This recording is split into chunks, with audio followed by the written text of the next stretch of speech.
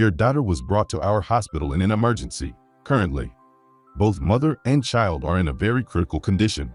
That day, I received an unexpected call from the obstetrics clinic where my daughter was attending. Not far from our house, my daughter was found immobile, covered in heavy snow. Someone living in the neighboring house happened to see her and promptly called for an ambulance. Upon hearing the news, my heart raced with panic, but without a second thought, I drove hastily towards the hospital. Please let my daughter be safe, and the child she's carrying too. Please, God. The 2-hour drive to the hospital felt incredibly long. When I arrived at the hospital, I was faced with harsh reality. My name is Mary. I'm a 55-year-old woman. I lost my beloved husband in a sudden accident 3 years ago. Since then, I have been living in sorrow. My daughter, Emily, who already has a family and started a new life, would often check in on me, worrying about my loneliness. However, not wanting to be a burden on her new family, I live alone about a 2-hour drive from where she lives. Emily, now 27, has always been incredibly patient since she was young and rarely talks about her troubles. It's okay, Mom. We're doing well and having a good time. She would always respond in a positive and cheerful manner during our phone calls. Emily's husband, Mike, is a very outgoing person. From the first time we met, he spoke to me as if we'd known each other for years. During their wedding preparations, he often prioritized his own thoughts over Emily's wishes. So I always wondered if she truly felt happy and had no concerns. I never imagined that things would take such a tragic turn. Why did she go out on a day when it was snowing so heavily during her pregnancy? All I can do is hope that she's okay.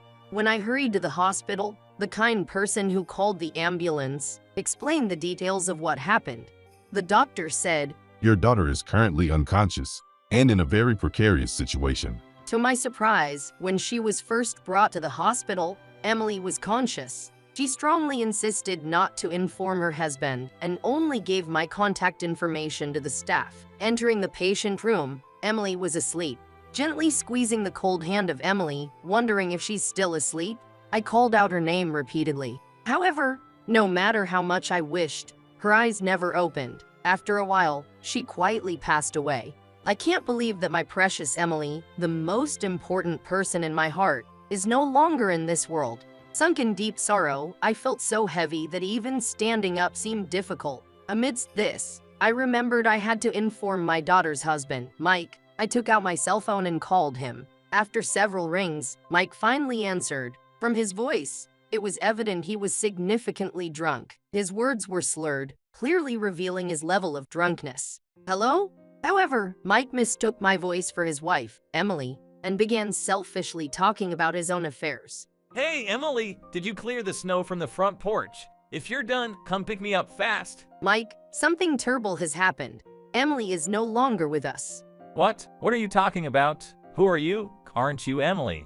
Taking a deep breath, holding back my tears, I told him that I am her mother. Mike was momentarily at a loss for words. A silence ensued. However, afterward, he doubted my words, seemingly unable to accept the fact that our daughter had passed away. Mike, you asked pregnant Emily to clear the snow from the porch? That's why this tragic incident happened. Snow shoveling? Why do you have such information? Did Emily tell you something? No, our neighbor informed me. The neighbor, on their way home, found Emily buried in snow. Concerned for her well-being, they approached her, and Emily confessed something. Mike, since the onset of the snow, made Emily shovel daily. Even when pregnant, Emily, with her heavy belly, diligently shoveled snow. She seemed to have slipped, hit her head hard, and gradually lost consciousness. That's not true. I don't recall forcing her to shovel snow. Don't hide the truth. According to the information I've received, you told my daughter not to come inside until all the snow is cleared. Why are you making such assumptions? Outsiders shouldn't interfere in marital matters. Moreover, don't make such tasteless jokes. There's no way Emily would be in that condition. I calmly kept telling Mike the sad fact that our daughter had passed away, but he didn't show any signs of believing it. Please come home as soon as possible, using a taxi or something. I'm also planning to rush home. Let's discuss the truth face to face. You two probably plan to blame me. My head is heavy. I'm so drunk everything's spinning. After that, he abruptly ended the call. The words I conveyed with all my heart might not have reached Mike's ears at all. His incomprehensible attitude left me shocked and disappointed. I hadn't expected things to turn out this way. I didn't feel like calling him again and deeply pondered what action to take. Without the energy to undertake the long 2-hour journey back, I decided to spend the night at my daughter's place. As I looked out at the nighttime cityscape of downtown while traveling by taxi, I arrived at Emily's house. What caught my eye was the remnants of dinner preparation in the kitchen. Onions and radishes were left half-cut, showing how normal her daily life had been. Just a few hours ago, she had been living a normal life here. I can't hear her voice anymore. The pain in my heart is unbearable. Oh, I wish I could see Emily. With that cry from my heart and unstoppable tears, I began cleaning up the kitchen. After a while, I found something unexpected.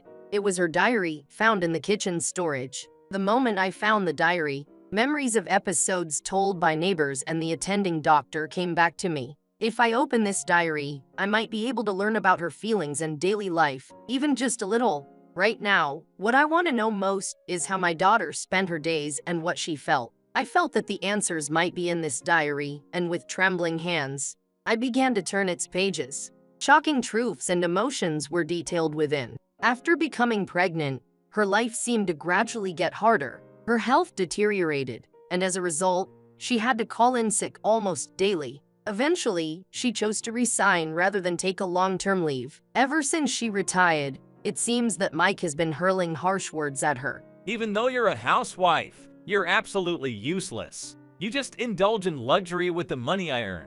Such words often reached their daughter's ears. Even during her morning sickness while pregnant, she continued to prepare daily meals and pack lunches due to Mike's demanding nature. Furthermore, Mike often called during his break time at work. These calls were mostly about detailed household chores and specific demands, barely giving her a moment to breathe. Despite facing such a grueling daily life, why didn't she tell me anything? If I had known sooner, could I have helped her? Amidst this, another crucial fact was revealed. If you ever think of running away from this life with me, there's something you should know. I will have the custody of our child.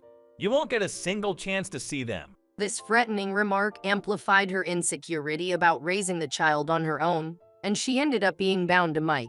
When I slowly closed the last page of my daughter's diary, my heart was filled with remorse for my suffering daughter and deep hatred towards Mike. Tears flowed uncontrollably, wetting my face in an instant. That man tormenting my daughter to this extent. I must do something for her. However, with just this diary, I can't prove Mike's involvement in her demise. I carefully searched every single room, especially looking for concrete evidence that indicated she was kicked out of the house on that snowy night.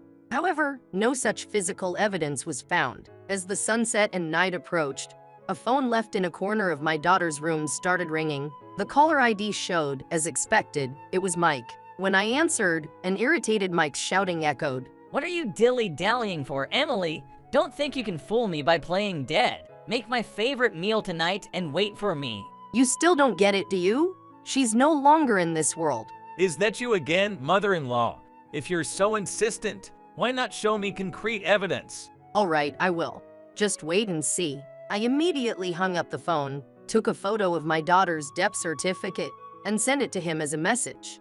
I wanted to see how he would react to the truth. As expected, he called back after a short while. You understand now, right? I didn't expect it, but Emily really passed away, huh? But I'll receive the life insurance money, so I'll focus on starting a new life. By the way, how are you going to handle the funeral? It seems like a lot of work. You're not expecting me to do it, right? Listening to his cold and heartless comments, Mary's hand clenched her phone in anger and tremor. There's no way I can let such a man lead my beloved daughter's funeral.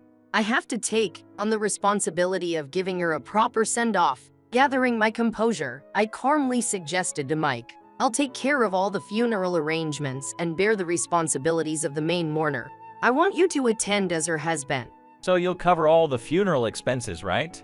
I'll keep the condolence money. Understood. Good. My relatives will attend, so handle them well. Also, I expect a decent amount from your relatives. Make sure to invite them. Then, in an excited tone, Mike exclaimed, I have exciting plans, so I'll be relaxing at a luxury hotel.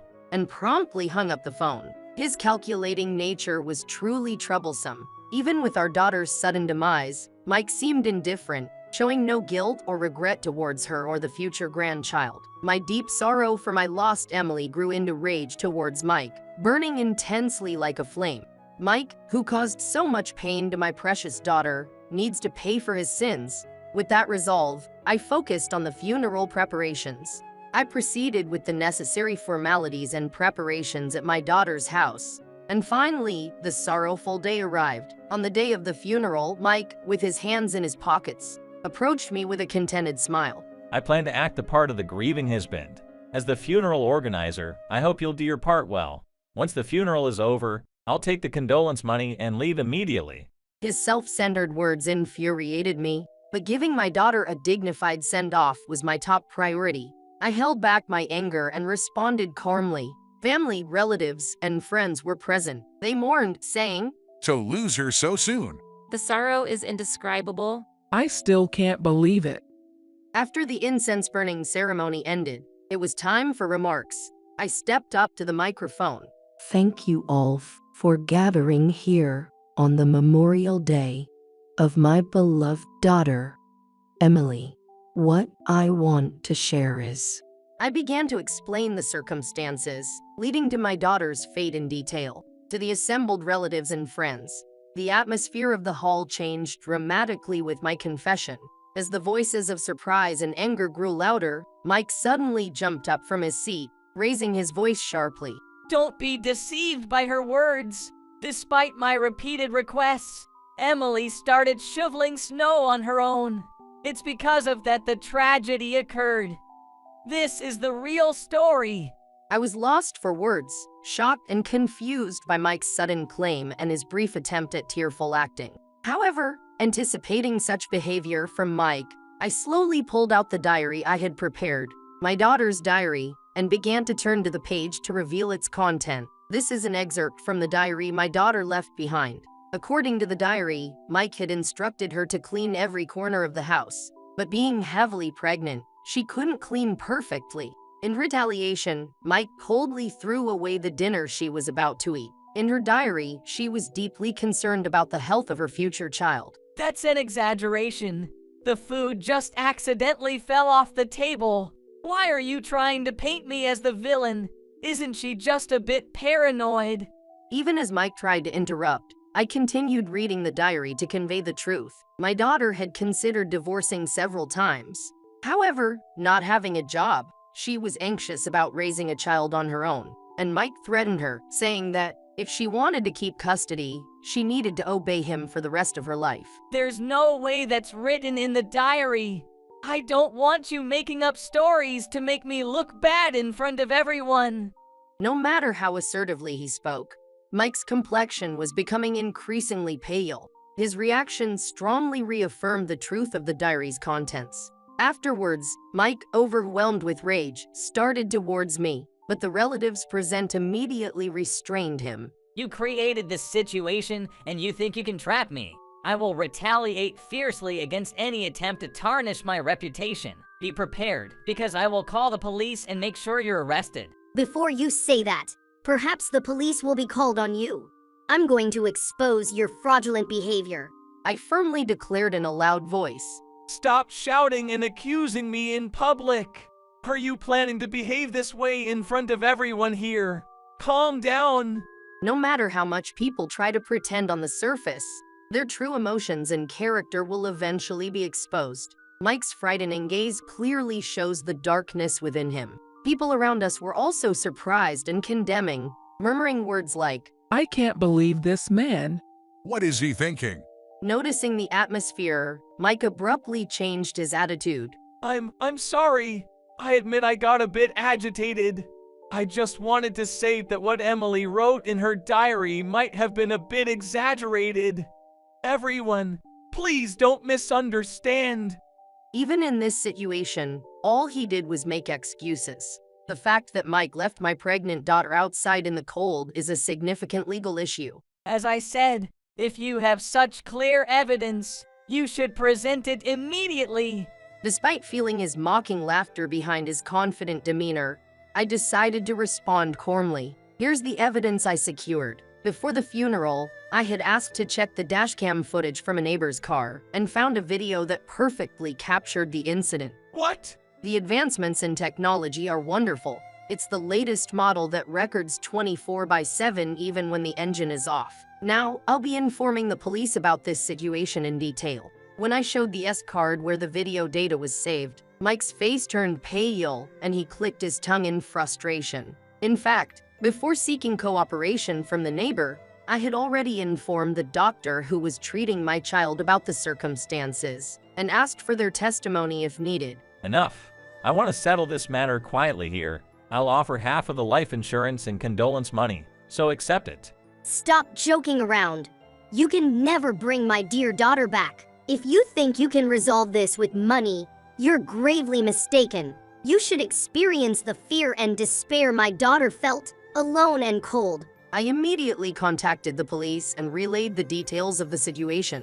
Meanwhile, the relatives present at the venue united. They diligently watched over Ted, preventing him from escaping. You can't run anymore. Accept it. Before the police arrive, express your sincere regrets to Emily. Emily, I'm truly sorry. If you can feel my feelings in the afterlife, all I can do is beg for forgiveness. Mike, with a cunning demeanor, called out my daughter's name. He then looked at me with a serious gaze. He began to apologize deeply multiple times. Mother-in-law, I am genuinely remorseful. If you'll withdraw your report to the police, I'll show my apology however many times you want. Please, can we keep this matter private? I beg you. I silently shook my head, gazing for a long time at the face of my daughter, peacefully lying inside the coffin. Emily was genuinely looking forward to meeting her baby, but because of you, she was robbed of that joy and even her life. I will never forgive the grave mistake you committed. Under my stern gaze, Mike's face turned pale in an instant. His whole body started shaking in fear. Please stop. I beg you. Mike, trying to flee with unstoppable tears. But his relatives and friends forcefully held him down, immobilizing him. A few minutes later, he was handed over to the police officers who rushed to the funeral home. He was then taken away. When I looked, it felt like the face of my daughter, peacefully resting inside the coffin, was gently smiling. It seemed as if her soul was at peace. Now, Emily can move on to the afterlife with ease. There's nothing more to worry about. Thanks to the actual footage from the dashcam and the testimonies of those who witnessed the truth, it became clear that Mike was not innocent. He was sentenced to serve time in prison. What awaits him now are the days inside a high-walled prison, alongside other inmates. Losing his job and even his family, it's likely a very rough journey ahead for him. After that incident, his family often visited my home, expressing their sincere apologies to my daughter and me. I could see the genuine remorse on their faces. Mike didn't know, but actually, the child Emily was expecting was born healthy, and I'm now taking care of the baby, thanks to Emily's thoughtful decision to name me as the beneficiary of her life insurance. I might be able to use those funds for the child's future. Knowing that my grandchild is healthy and safe provides some solace to my heart. From now on, I plan to shower this child with all the love possible on behalf of my daughter and raise this child to the best of my ability.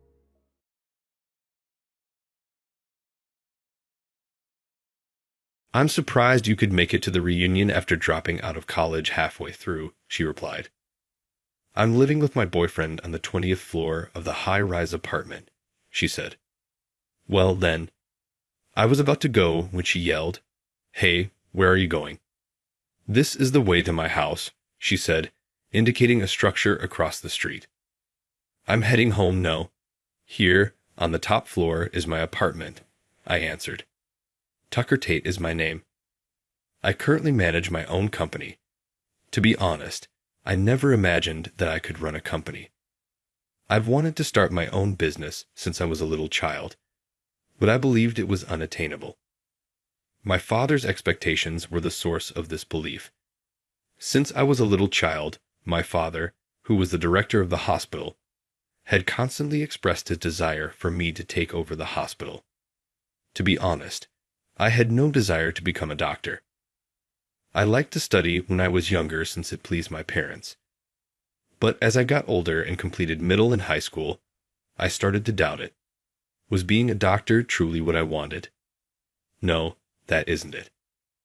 I had no desire to become a doctor or to take over my father's business. However, my father was unyielding and demanded that I attend medical school even though I didn't think it was the best choice for me. I was told at school that I might follow my own interests. I enrolled at a medical school against my will. However, I eventually left school, which is what brought me to this point. The reason I suddenly started talking about this was because I never thought you'd show up at the reunion, she said. Despite dropping out halfway through, it's great to see you at the reunion, she stated. It was Maya who was talking to me. In college, she was my girlfriend. Maya, it's been a long time. I talked to her about dropping out of college because I couldn't keep up with my coursework while we were dating. You're quitting just because you can't keep up, she said, dismissing me. To be honest, our university is rather difficult. Are you simply fleeing?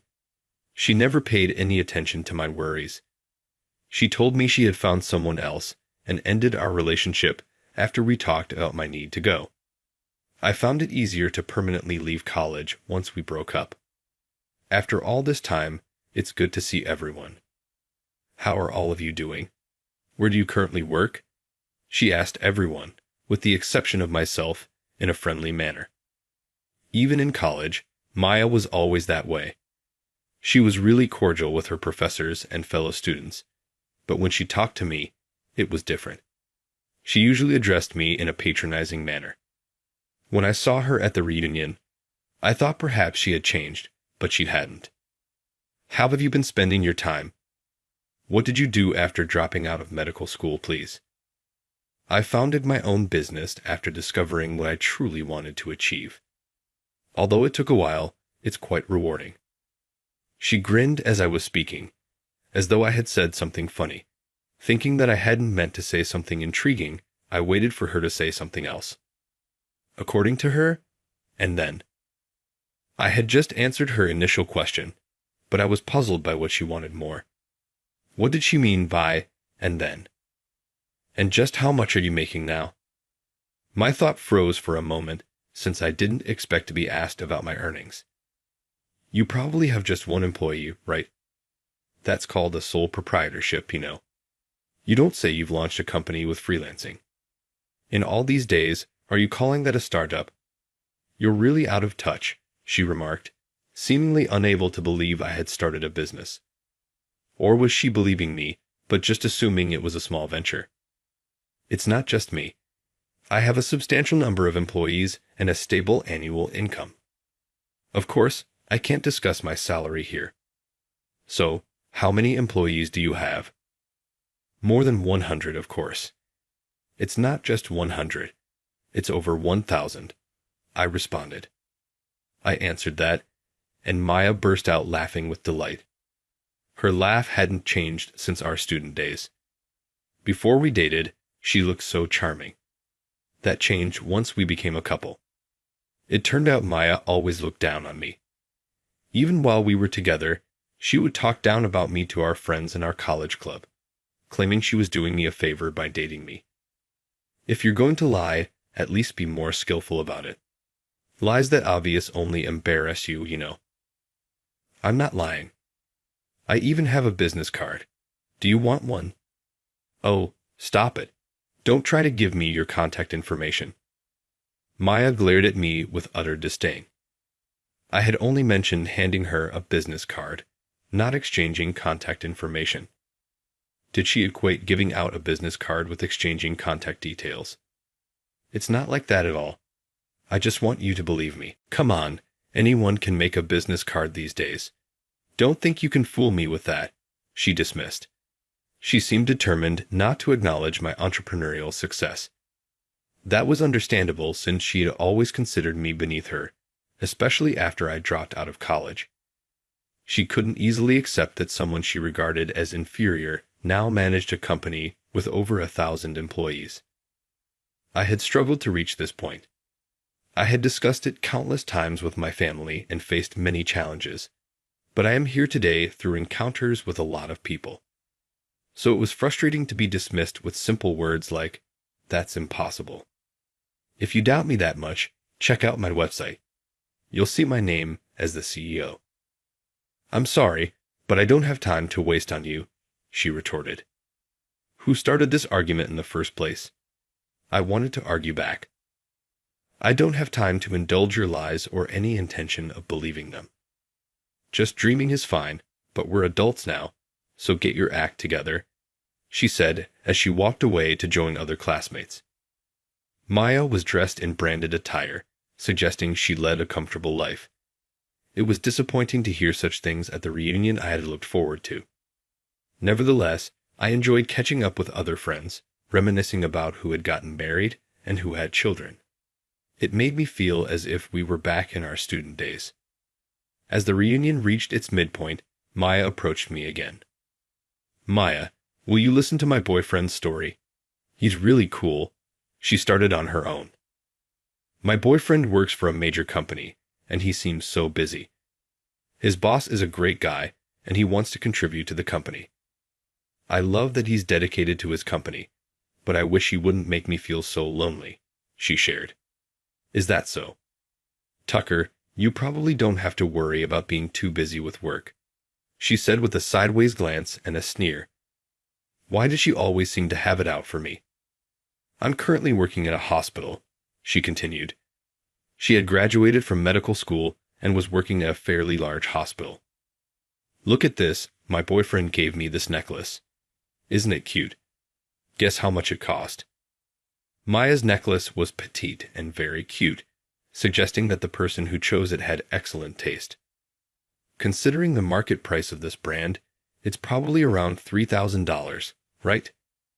When I guessed the price, Maya looked at me with surprise. Did I say something odd? However, she quickly laughed. "Correct. But are you really spending your lonely nights researching brands you can't afford?" "What do you mean by that?" "You are pitiful with no money and no girlfriend. You might as well not go to the store at all. Just looking without buying is called window shopping," she taunted. "I can afford it, and I do have a girlfriend," I retorted. Maya looked at me as if she couldn't believe it. "I've been with my girlfriend for 2 years now. She never complains about my busy schedule and is always supportive. Such a kind woman, but she does scold me if I don't get enough sleep or skip meals. She's usually gentle, but she doesn't hesitate to call me out if I'm too engrossed in work and not paying attention to my surroundings." "You have a girlfriend? That must be a lie." "Stop lying," she said, though I could understand why she might think that. "You haven't been with anyone since we broke up. It was a miracle to date someone like me." Maya confidently declared this, her unyielding confidence almost laughable. Certainly, Maya was beautiful, but living with someone is about more than just looks. Character matters. My girlfriend wrapped my heart in kindness, a truly beautiful woman. It didn't bother me that Maya looked down on me, but denying the existence of my girlfriend crossed a line. Thinking this, I spoke up. "Maya, you've definitely become prettier, but my girlfriend is also very beautiful and cute. There's no way someone like you could be dating such a woman." "Are you talking about some woman from your dreams?" "Don't be rude. She's real. I even have a photo. Want to see it?" "I don't want to waste my time on your fantasies." "Didn't I say that before?" I couldn't just stay silent since I was pushed to this point. I was about to pull out my phone to show Maya a photo of my girlfriend, but then I hesitated. Was there really any need to prove her existence like this? It didn't seem right to show off her photo just to brag. I started to think. So, it would be enough that I know the goodness and beauty of my girlfriend as her boyfriend. There was no need to convince Maya. With that thought, I put my phone back in my bag. Maya probably assumed she was right in her accusations. See, I knew she didn't exist. You can't keep a lie hidden for long. If you say so, take a look at this. I pulled out my phone again and showed the lock screen to her, which had a picture of my girlfriend. There was my girlfriend, beaming with a full smile. Her name is Sarah Norton, I said. She smiled like a flower in full bloom. Maya's face froze at the moment she saw the lock screen. She's really your girlfriend, not your sister or something. You know I don't have any siblings.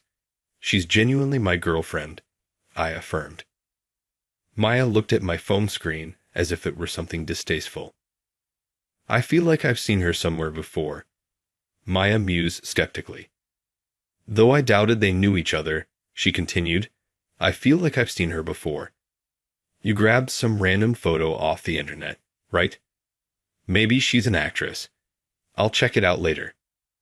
As Maya tried to take a photo, I stopped her. Hey, don't take photos without permission. You haven't asked her, right? She scoffed. Got nervous, huh? Must be a lie then.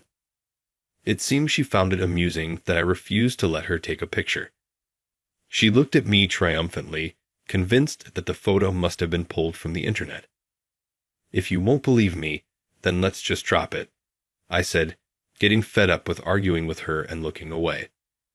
Suddenly, Maya raised her voice. Hey, everyone. How about we have the after party at my place? Everyone was momentarily taken aback by her proposal. Actually, I live with my boyfriend in a high-rise apartment, she added. The crowd cheered, hearing this. They were thrilled, especially since alcohol was involved. There were some reactions from around, such as, sounds awesome. I want to see the high-rise. I'm definitely going for the after party. I'm living with my boyfriend on the 20th floor of a high-rise. This made the classmates even more excited. You must come too. You probably don't have work tomorrow, right? She told me. I'm not coming. Come on, tell us more about your girlfriend. My place is right here. She insisted and showed me her address. The address was very close to where I lived. Rather than awkwardly refusing, I figured I'd attend the after party and find an excuse to leave early. Maybe I'd say I was feeling unwell. As soon as I got near home, I just nodded silently, thinking Maya wouldn't listen to anything I said at this point. As we headed to Maya's house, she kept bragging about her boyfriend. My boyfriend is really capable and handsome. He buys me anything I want, she boasted. What she was talking about was only her boyfriend's looks and money, I thought. Didn't you like him because of his personality? I asked. That's none of your business. Besides, dating you was just for fun, she replied. What? I dated you just to make my real crush jealous. I wanted him to see and get jealous, she said. Did she think that would hurt me? It was years ago. There was nothing to fuss over. At that time, Maya continued, visibly pleased with herself. Thanks to you, my crush got jealous and confessed to me. Oh, but just so you know, I'm not dating this man now. My current boyfriend was a patient at my hospital. He was so handsome and charming. I thought it would be great to date him. And after seeing how dedicated I was at nursing, he fell for me, she claimed. Okay, that's great, I said. Honestly, I had no interest in Maya's stories. I just wanted to get back home to Sarah, who was waiting for me. Home was only about 10 minutes away. I guessed I would have to play along with her stories to keep Maya satisfied. Honestly, his personality is too kind, not really my type, but he's handsome, and his salary is high, so I'm definitely not letting him go, she declared. Good for you. I hope you find happiness, I said. What's with that pitying tone? As if you have a girlfriend, she scoffed. I told you I have a girlfriend. I even showed you a photo. Oh, that one. Just some random internet pic, right? Talking with Maya was truly exhausting. I just wanted to get home. Every second felt too long for me. If I get another invitation to a reunion, I think I'll pass. Dealing with such snide remarks isn't worth it. I'd rather have dinner with Sarah. He's really rich and lives on the 20th floor of a high-rise. Isn't that crazy? Yeah, I can understand, since I live in a high-rise too. You are lying again. Maya seemed determined to call me a liar, no matter what I said. I didn't mind what she wanted to do. Ever since I mentioned I have a boyfriend, she suddenly said she had a girlfriend. When I said my boyfriend was rich, she claimed she ran a company. And after hearing I'm living in a high-rise, she said she's doing that too. I'm not trying to copy you. I'm just stating facts. If they sound like lies to you, there's nothing more I can say. Indeed, our stories did have a lot in common. You still have feelings for me, don't you? What? That's right. You're just trying to impress me because you're still hung up on me, right? That is troublesome. No, that's a misunderstanding. Before I could finish, Maya raised her voice again. Everyone, we've arrived.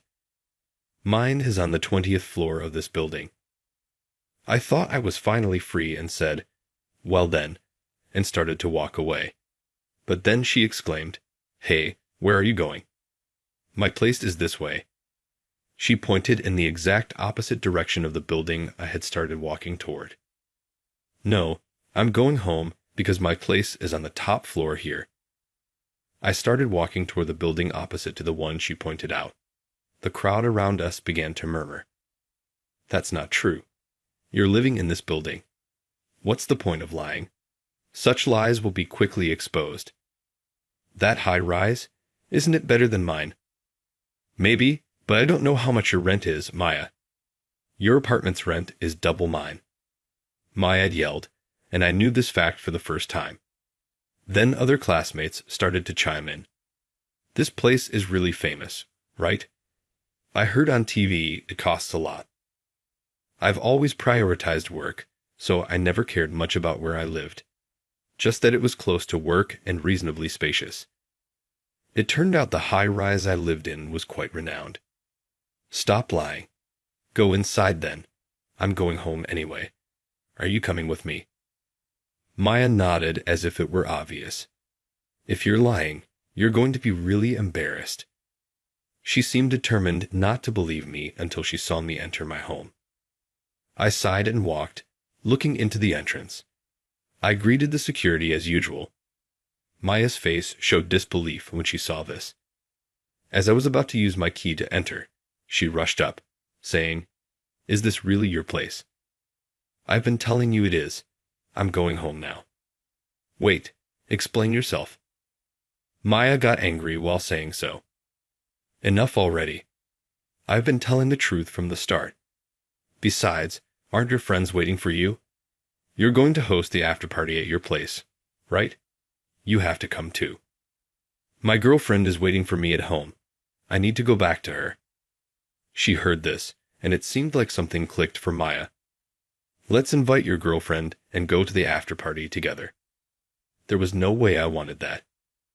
I didn't want my girlfriend to see me like this, and it was just rude to spring a party invitation on her suddenly, especially since they didn't know each other. When I was about to decline, thinking that, I heard someone call, "Tucker." From behind, Maya said, "Sarah." I found my girlfriend, Sarah, standing there. "Welcome back. Is she your friend? You had a reunion today, right?"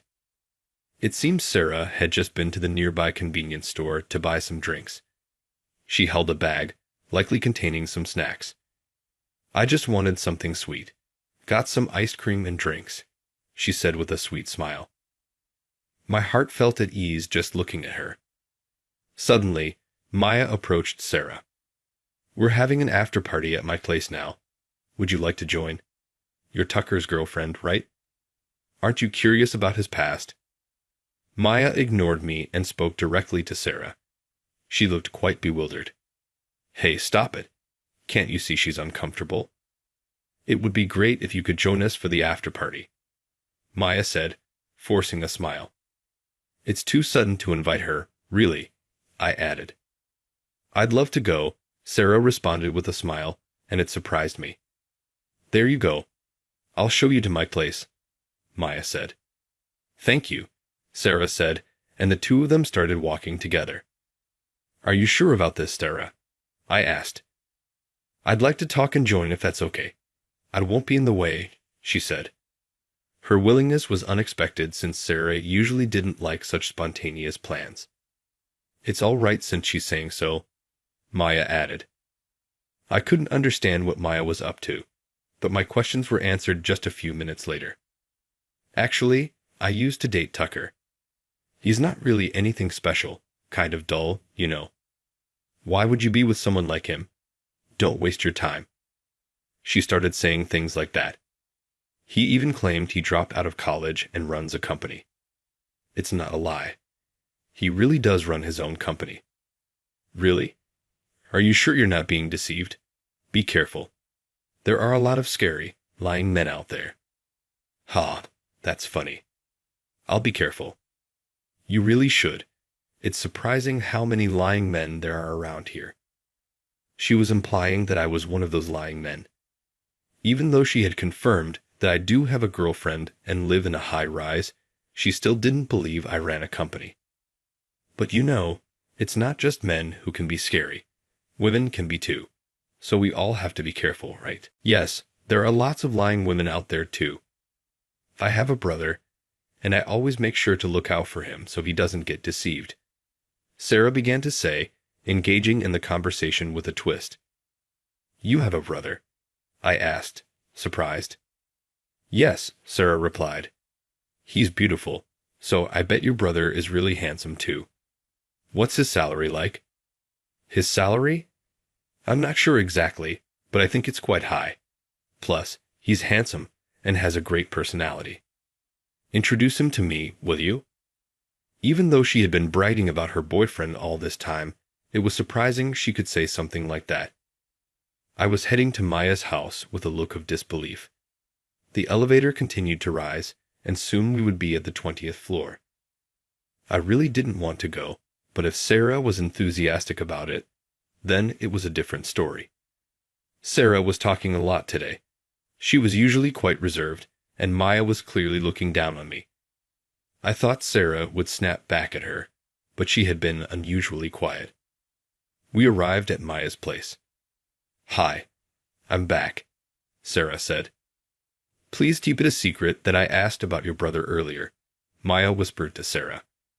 But as soon as Sarah entered the room, "I'm sorry, keeping that a secret might be difficult," Sarah said with a smile to Maya.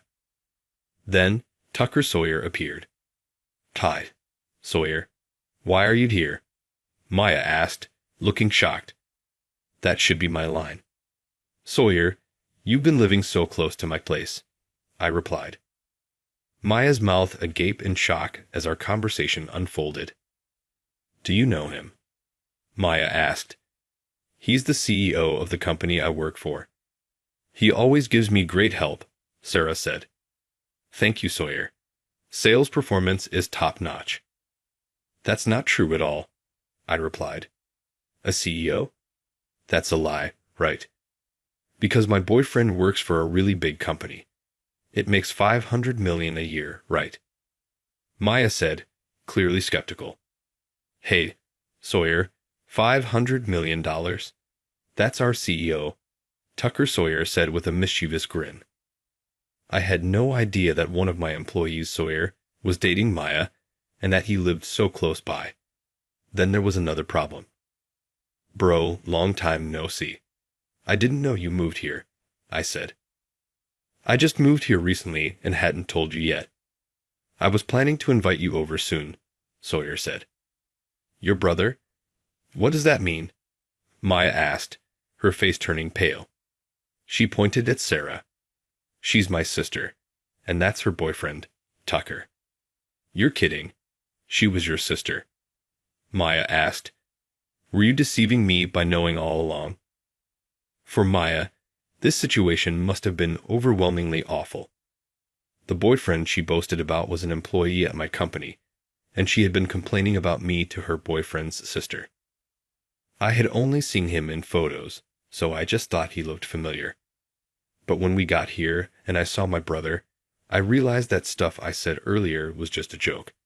Don't take it seriously. I didn't mean it. It was the alcohol talking. Maya desperately tried to make excuses.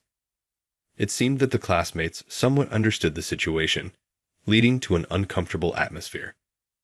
Maya was desperately babbling away. She probably didn't want Sawyer to hear about the earlier conversation. That's right. I was drunk, she added. Your boyfriend really is a wonderful person, Maya suddenly said, completely reversing her attitude. What's wrong with you? You look pale, Sarah said.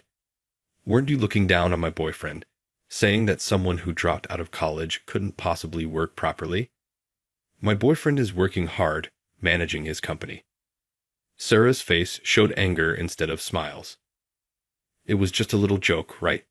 Right, Tucker? We're good friends, aren't we? Maya tried to make contact, pleading with her eyes to go along with her. I've been putting up with it because you're Tuck's classmate, but it's different if you're my brother's girlfriend. Sarah's firm voice echoed through the room. What? Sawyer? This person only looks at your appearance and money. She even asked me to introduce her to a handsome man and also said that Tuck couldn't work properly because he dropped out of college, Sarah added. Maya's earlier bravado was gone, and she began to tremble. What do you mean? Maya asked, her voice quivering. Sawyer's voice sounded angry. I spoke up so that the atmosphere couldn't get any worse. Let's calm down for now. Remember, everyone else is here too. Sorry, Tuck, you're right, Sarah said, looking down apologetically as I gently patted her head. I'm sorry for being rude, Maya said.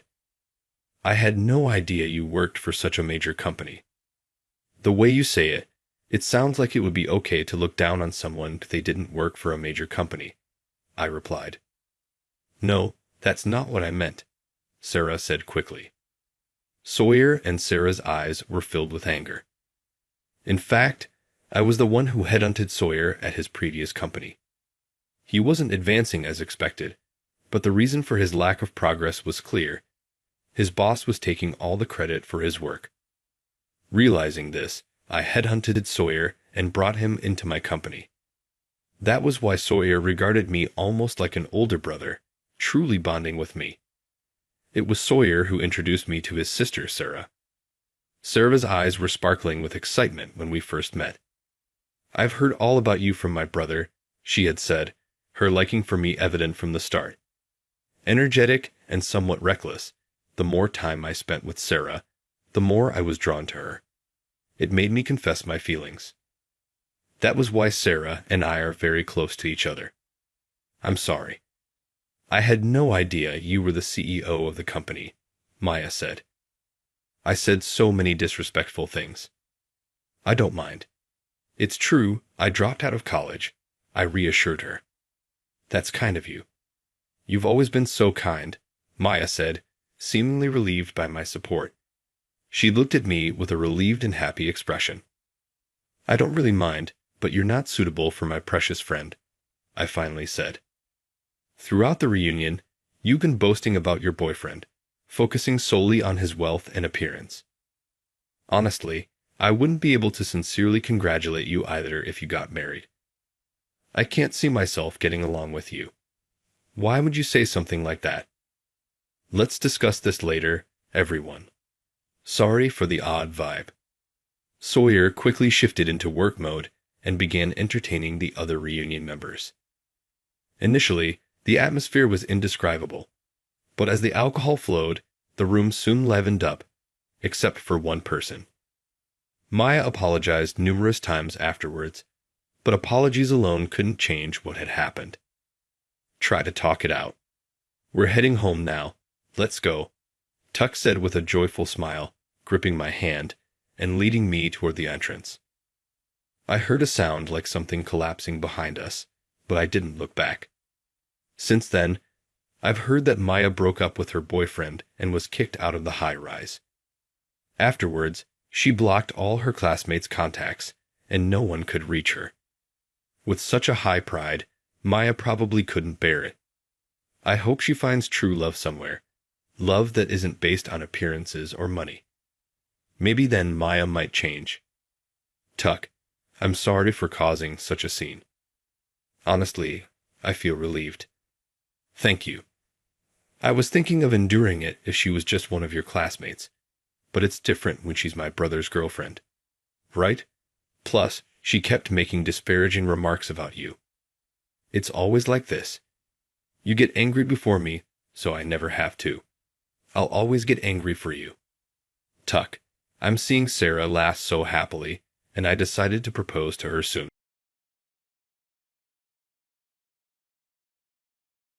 Here is the USB containing the data. Well, I could have been kinder to you if you had always done this for me, but this is mine now. Don't assume you'll get it back. Okay, I got it. The manager gazed down at me with a gratifying smile. After then, you are no longer required. The business meeting tomorrow will be run by myself. With effect from today, you are fired. I got it. After making sure the USB was connected to the computer, I gave the manager my prepared letter of resignation. The only thing left to do was wait and see what would happen. I grinned a little, no longer an employee. Steve is my name. My parents gave me a cell phone when I was very young, and I quickly got addicted to viewing movies and conducting basic searches on it. I was fascinated by gaming over all else. My parents set up simple playthings and instructive puzzle games for me back then. After I figured it out, I began installing any games that piqued my attention. I became deeply involved in the realm of computers as a result. My dad gave me his old computer when I entered primary school. It's beneficial to know how to operate a computer these days. Additionally, it will be a wonderful gift for a gamer like you, right?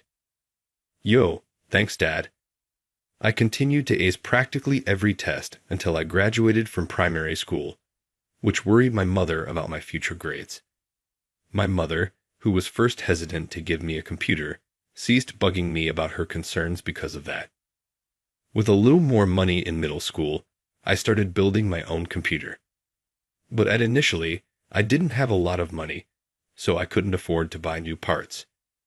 Rather, I searched for inexpensive, used goods in the hopes of discovering something useful. It reminded me of a treasure hunt. My primary focus shifted to using my computer. I also began to experiment with programming at that time. At first, I wanted to make games that were similar to the ones I still like. Even though it was complicated and challenging, I felt a great sense of pleasure and fulfillment when I looked at the lines of code I had written. After a while, I finished my own game. One of my everyday pleasures became tweaking and adding to it. I was always the top student in computer classes in middle and high school because of that. I always finished first on typing tests and Excel and PowerPoint classes. My close friends began referring to me as Master PC as a result. Master PC, help me with my assignment, please. My overtime fees are pretty high, you know. Damn, I'll treat you to any drink from the vending machine. Okay, you got it. That was the type of chat we had. These are some pleasant recollections of my early years. In college, I studied engineering. My dad, who works for a corporation, gave me programming assistance, which helped me develop my skills to a useful level. The field of artificial intelligence, or AI, became my new area of interest. The atmosphere at college, with its quirky artists and people more talented than me, was like heaven. One day when I was there, my dad had an idea. Steve, how about becoming an engineer at my company? However, I will lose my freedom if I get a job. I'd like a job where I can pursue my passions. I'd assumed you would say that. However, Steve, I'm not concerned because you are capable of making your own decisions. My dad didn't dismiss my thoughts. However, my mom looked worried. But I'm still worried. Nowadays, having a stable job means a secure future. Don't worry, Mom. I've thought about that. Really? Are you sure everything will be okay? I'll tell you first when I get a job, so wait for the good news. If you say so. Mom is a worrier, but never dismisses others' ideas. I know she is kinder than any other mother I know, so I didn't want to keep her anxious. That's why after graduating college, I found a place that seemed like it could fulfill my ideal of balancing work and hobbies. I joined a fairly large advertising agency, giving my mom a sigh of relief. But that workplace lacked my ideals. Damien is slacking off again and pushing his work. His name is Tom. He was the first friend I made at this job. He also enjoyed tinkering with computers and even showcased his games at a huge game festival held biannually. Since we had similar interests, it didn't take long for us to become friends. Steve, you've been called out a lot recently. Yeah, I guess it's because I said I was good with computers during my introduction. Tough luck. But really, for an advertising agency manager, being unable to use a computer properly is something else. Exactly.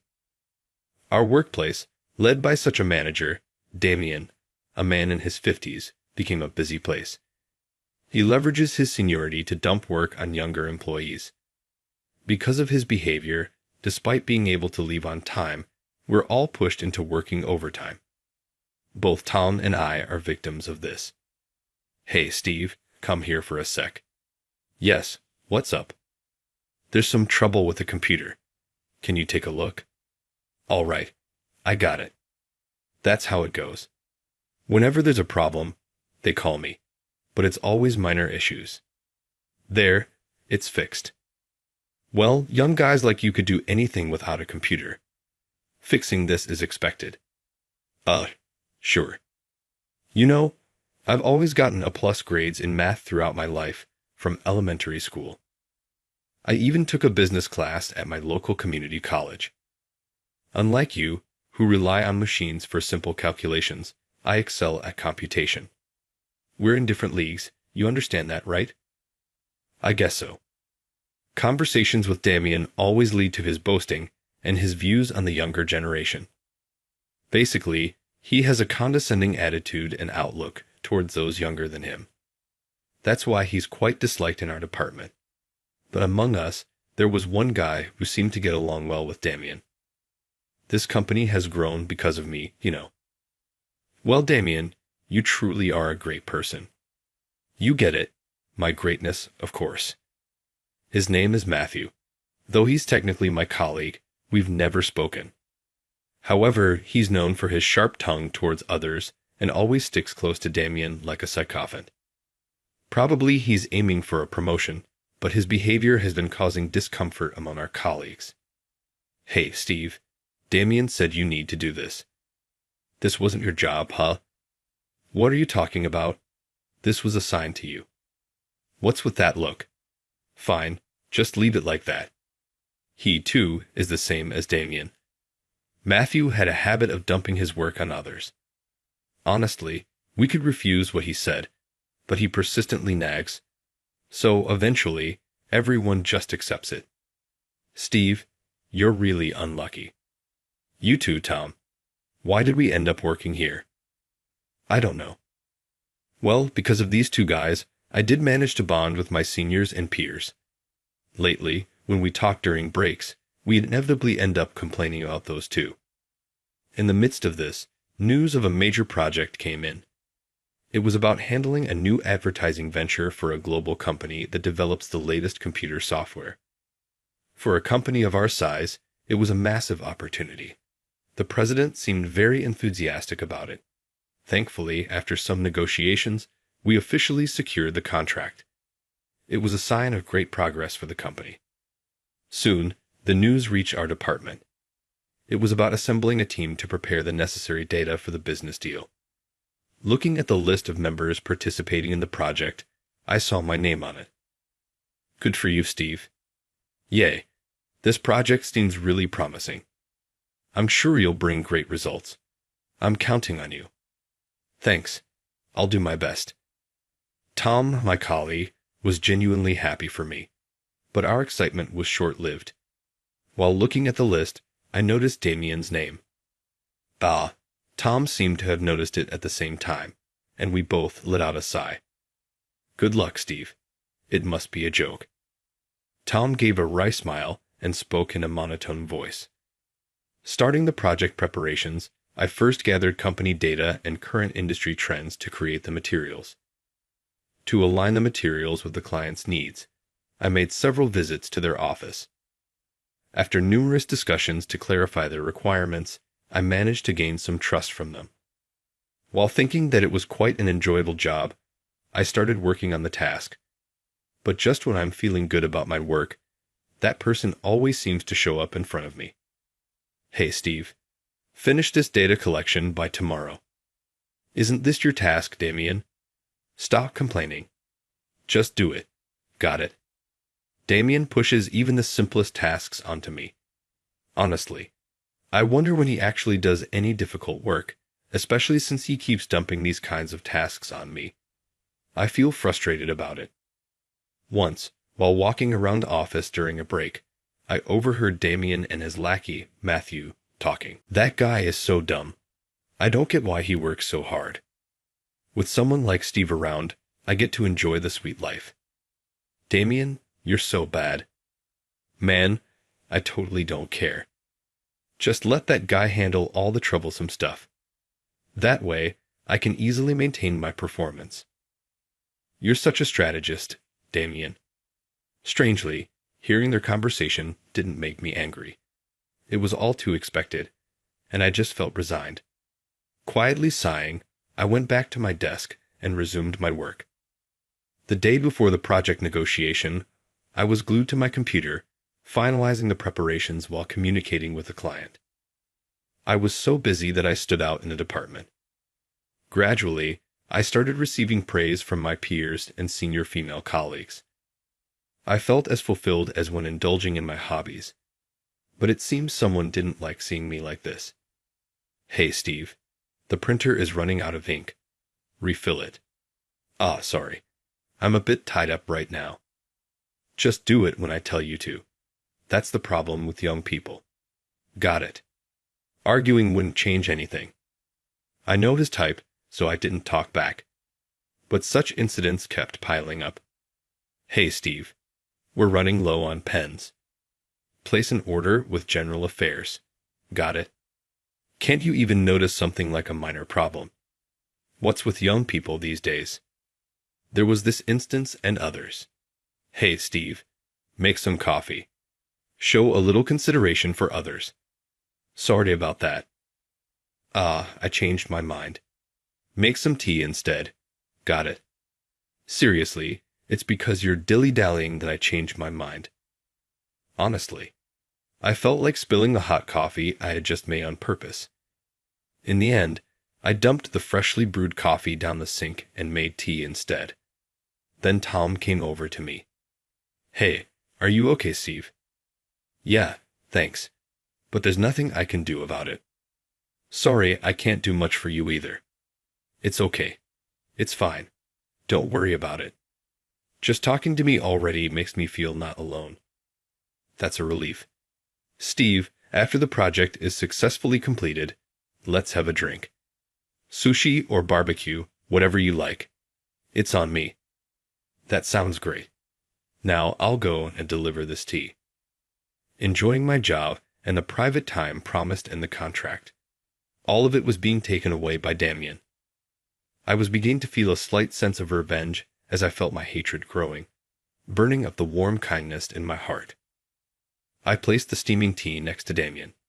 It was a signal of my fight. Then, as if to deliver the final blow, Damien dumped a pile of documents on my desk. "Sort these documents chronologically and file them by tomorrow morning." That's unreasonable. "What about the project?"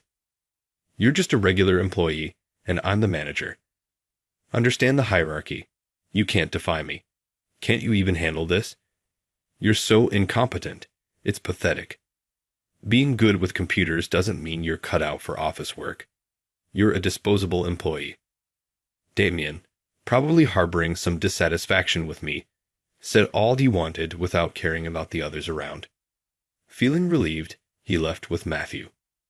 "Hey, hand over the documents you created. It's clear who's superior here.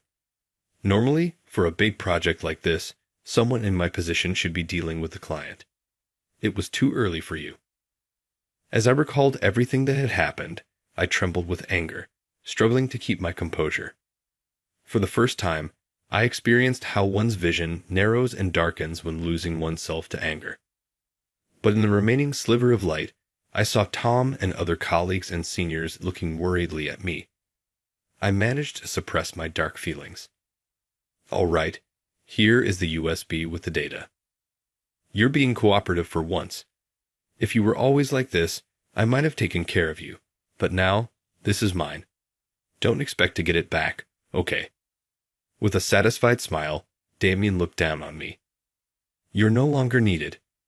I'll handle tomorrow's negotiation. You're fired, effective today. Okay. If that's the case, I'll go say goodbye to the president now. Suit yourself. I handed over my pre-prepared resignation letter I had in my desk. After Damien took it, he left the room with Matthew, looking pleased. After speaking with Damien, I went to the president's office to explain everything. I told him about the project data being uploaded to the company's cloud, how to access it, and that during my visits to the client, I had bonded with an executive, David, who trusted my work and had proposed starting a new company together. I shared all these details. All right.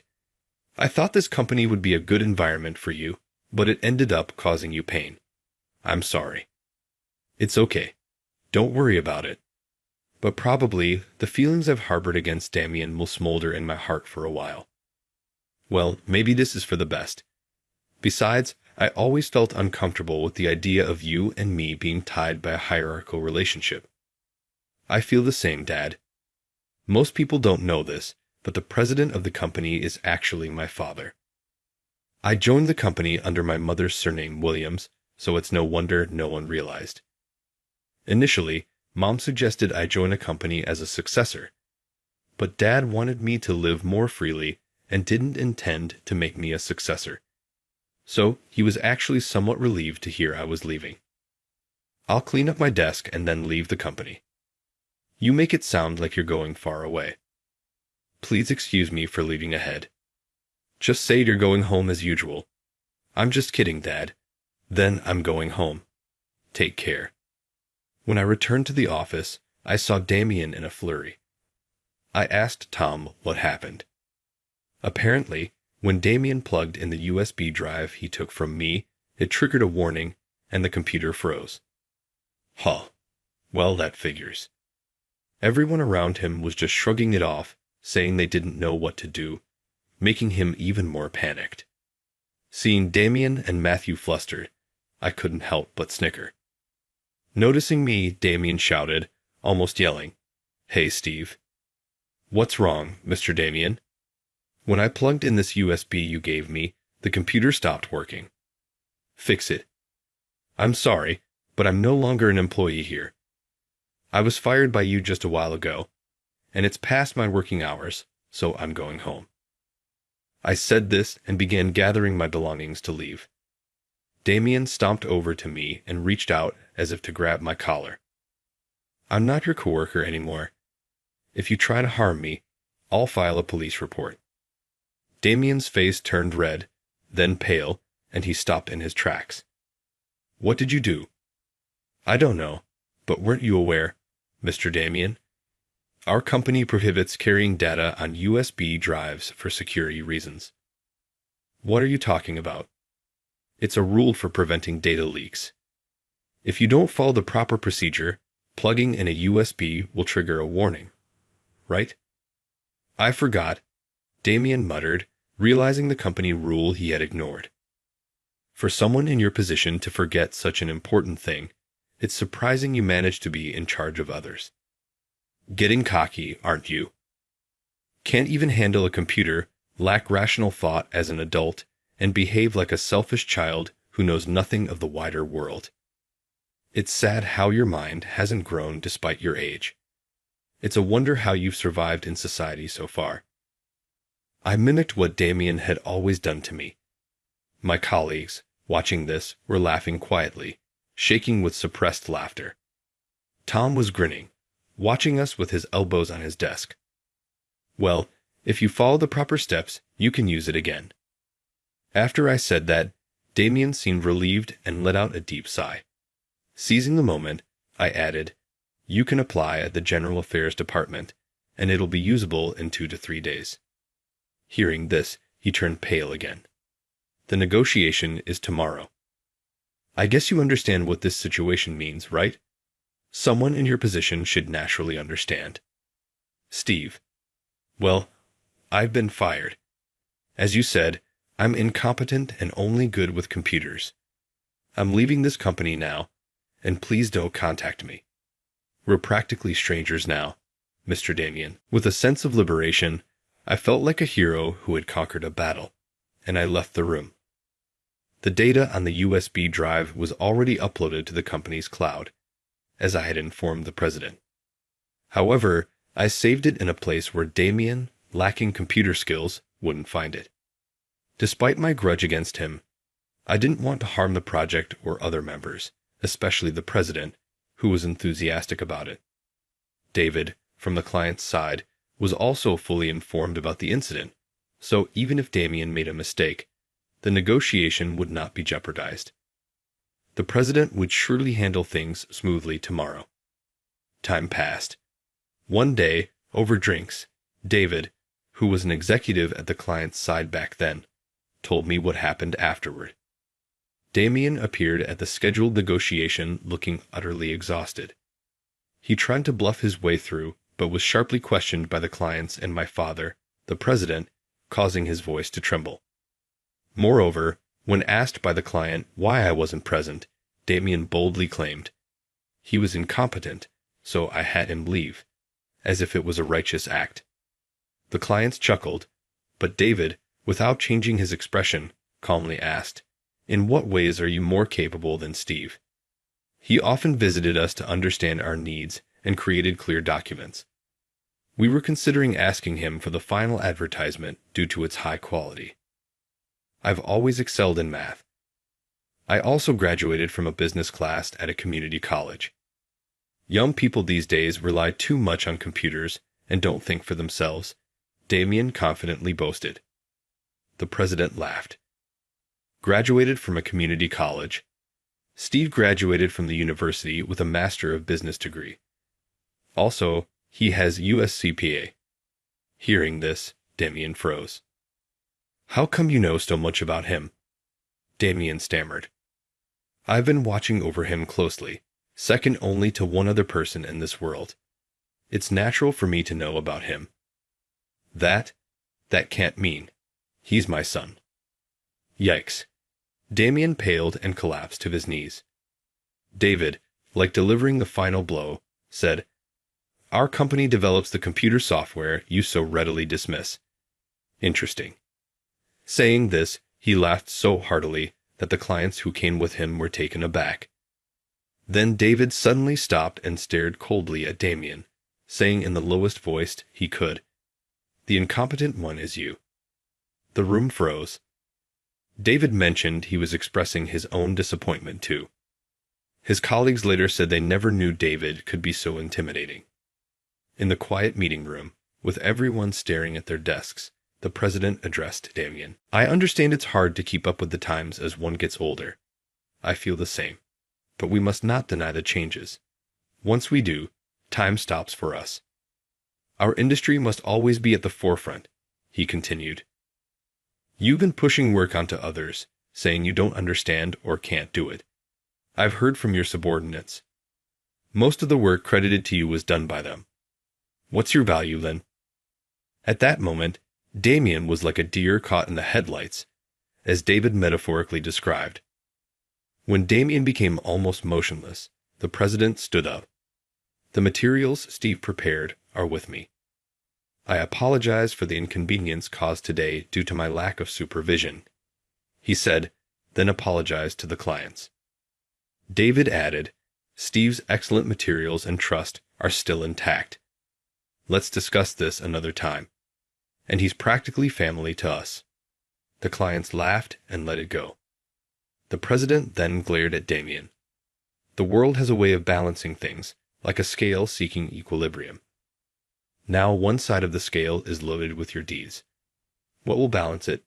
Let's discuss this back at the office. He left with a smile not resembling human laughter.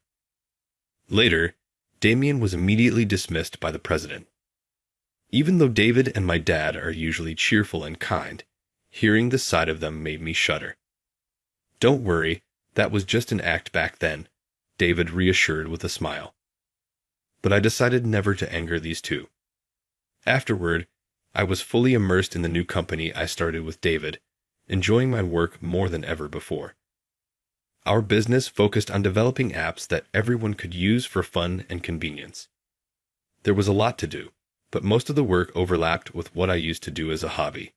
In essence, I turned my hobby into a career. I stayed in touch with Tom, who remained at my father's company.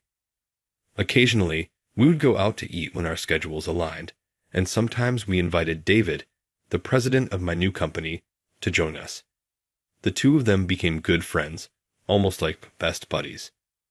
Once the app Steve and I are developing is finished, I want to ask your company for advertising. That sounds great. I'd love to be the person in charge of the business deal with you. I'll leave it to you when the time comes. The connections each of us had built were now bringing together a new team for this path forward. As long as you strive to move forward in life, nothing is wasted. Everything becomes a part of you and your future. I learned this from the experiences I've had up to today. On a side note, recently on my way home from the office, I spotted Damien. He was standing outside a computer class, talking with people of his own age. After a while, a young man came out of the shop and assured everyone inside. Damien, if only you had changed sooner, I might have truly respected you. Good luck. Seeing him trying to confront his own shortcomings, I felt a slight urge to cheer him on. The rapid changes of time can drag you into murky depths if you're not careful, sinking you into darkness. That's why it's crucial to actively seek information and upgrade what you have. By doing so, you can evolve into a person capable of keeping up with the new era. You shouldn't give up or deny the things you can't do. It's also important to love the human aspect of yourself, flaws and all. I pledge to myself to never stop learning and to live each day to its fullest.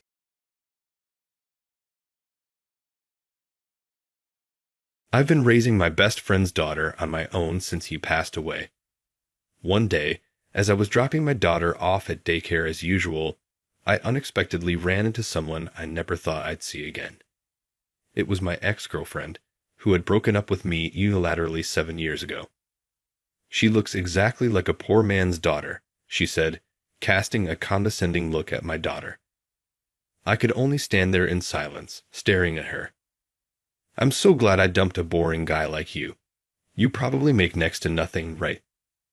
My husband now runs his own company, she continued, talking about her current situation and complaints. My daughter said to her, Uncle Mason, is this lady kind of clueless about the world? Hearing that, my ex turned bright red with anger, and I never expected what happened next. At that time, I had no idea how everything would unfold. My name is Mason. I'm 30 years old, working as a company employee while aiming to become a manga artist. Lulu, are you still not dressed? Breakfast is ready, but I can't find my other sock. Patches took it. It's not my fault. Help me find it, Uncle Mason.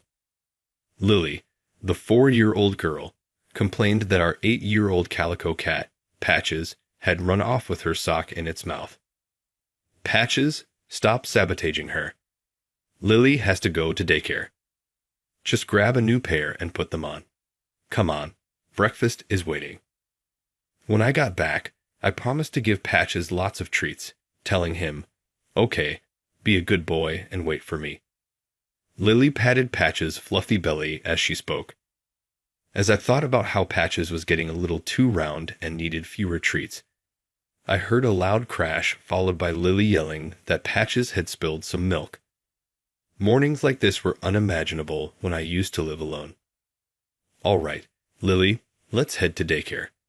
Got everything you need? I routinely dropped Lily off at daycare on my way to the office in the morning. I never forget anything, right? It's always me who forgets to pack your things. We're good today, so don't worry. As I slipped on my shoes, my eyes wandered to a framed photo sitting on the shelf above the shoe rack. Let's say goodbye to your mom and dad before we leave, okay? Bye-bye, Mommy. Daddy, see you later. I winked at the photo before heading out the door. The picture showed Lily's biological parents. 2 years ago, they lost their lives in a tragic accident. Lily's father, Tate, was my best friend. We had met in high school. Back then, I was what people might call an introvert, and I didn't have any close friends at school. With no one to talk to during breaks, I spent my time quietly drawing in my notebook. I had loved drawing since I was a kid, and my childhood dream was to become a manga artist. At some point, though, I began to see it as nothing more than a pipe dream, far from attainable reality. While all my classmates were having a good time with their friends, I, who drew pictures silently, became prey for the cheerful crowd. Hey, this guy's drawing manga.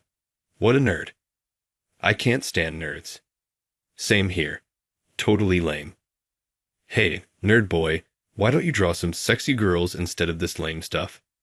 Then maybe we take a look. Wow, that's messed up, dude. They'd snatch my notebook and mock me. I wanted to speak up, but I would just endure it with a forced smile. That way, I could avoid making waves and remain invisible. Tate was the only one who didn't ridicule my drawings. In fact, he praised them. Hey, Mason, what are you always drawing? Ha, can I see it too? Being the target of teasing by the popular kids, I hesitated, fearing Tate might mock me as well. But seeing the genuine curiosity on his face, I cautiously handed him my notebook. What? You drew this, Mason? He looked back and forth between me and the sketches in the notebook, his eyes widening in surprise. His reaction made my heart race as I stammered, Yeah, I did. Tate's eyes lit up even more as he turned to me, his voice brimming with excitement. This is amazing, Mason. You should totally become a manga artist. I couldn't. I've never even tried making a manga. You should give it a shot. I'd love to read something you made. Encouraged by Tate, I began drawing manga for my one and only reader, who eagerly awaited each chapter. I kept drawing even after graduating high school. Sometimes, Tate would give me brutally honest feedback, but over time, his support became the driving force behind my passion for creating manga. Tate often shared his dreams with me. My family. Well, when I was little, my mom cheated on my dad and left us. After that, my dad turned to drinking, so I always dreamed of having a happy family of my own someday. True to his word, after graduating college, Tate got married and built the happy family he always wanted with his wife and daughter. But our time together was cut short. One snowy day, Tate and his family were heading to a forest park to play in the snow. At the time, Lily was just 2 years old.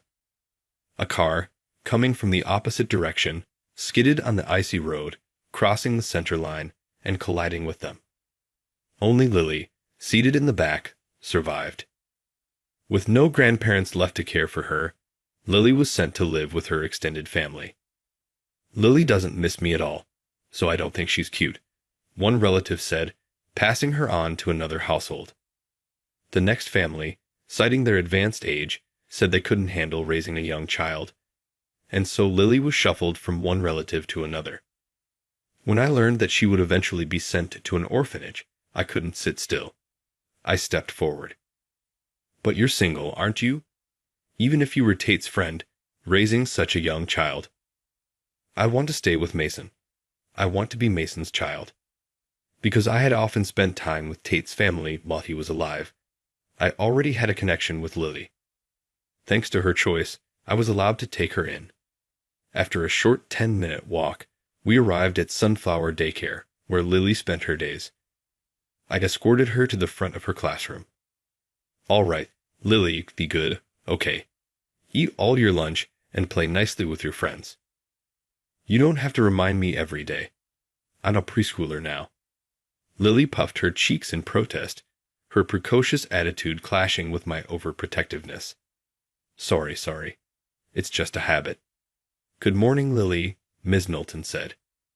Good morning, Lily replied, Her mood instantly brightened as she was greeted by her favorite teacher, Miss Michaela Milton. Even though moments earlier she had been grumbling at me while putting her things away in her locker, she was all smiles now. Miss Milton is Lily's homeroom teacher. Despite her youth, she's reliable and has been a great help, giving me advice as I navigate parenting. Bye-bye, Mason. Have a good day at work. Lily shouted as she ran off to join her friends in the classroom. The energy of children is like a whirlwind. I let out a sigh of relief. Miss Milton turned to me. Mason, how's your manga coming along? Oh, it's coming together slowly. Between work and house chores, it's hard to find time. That's understandable. Don't overdo it, okay?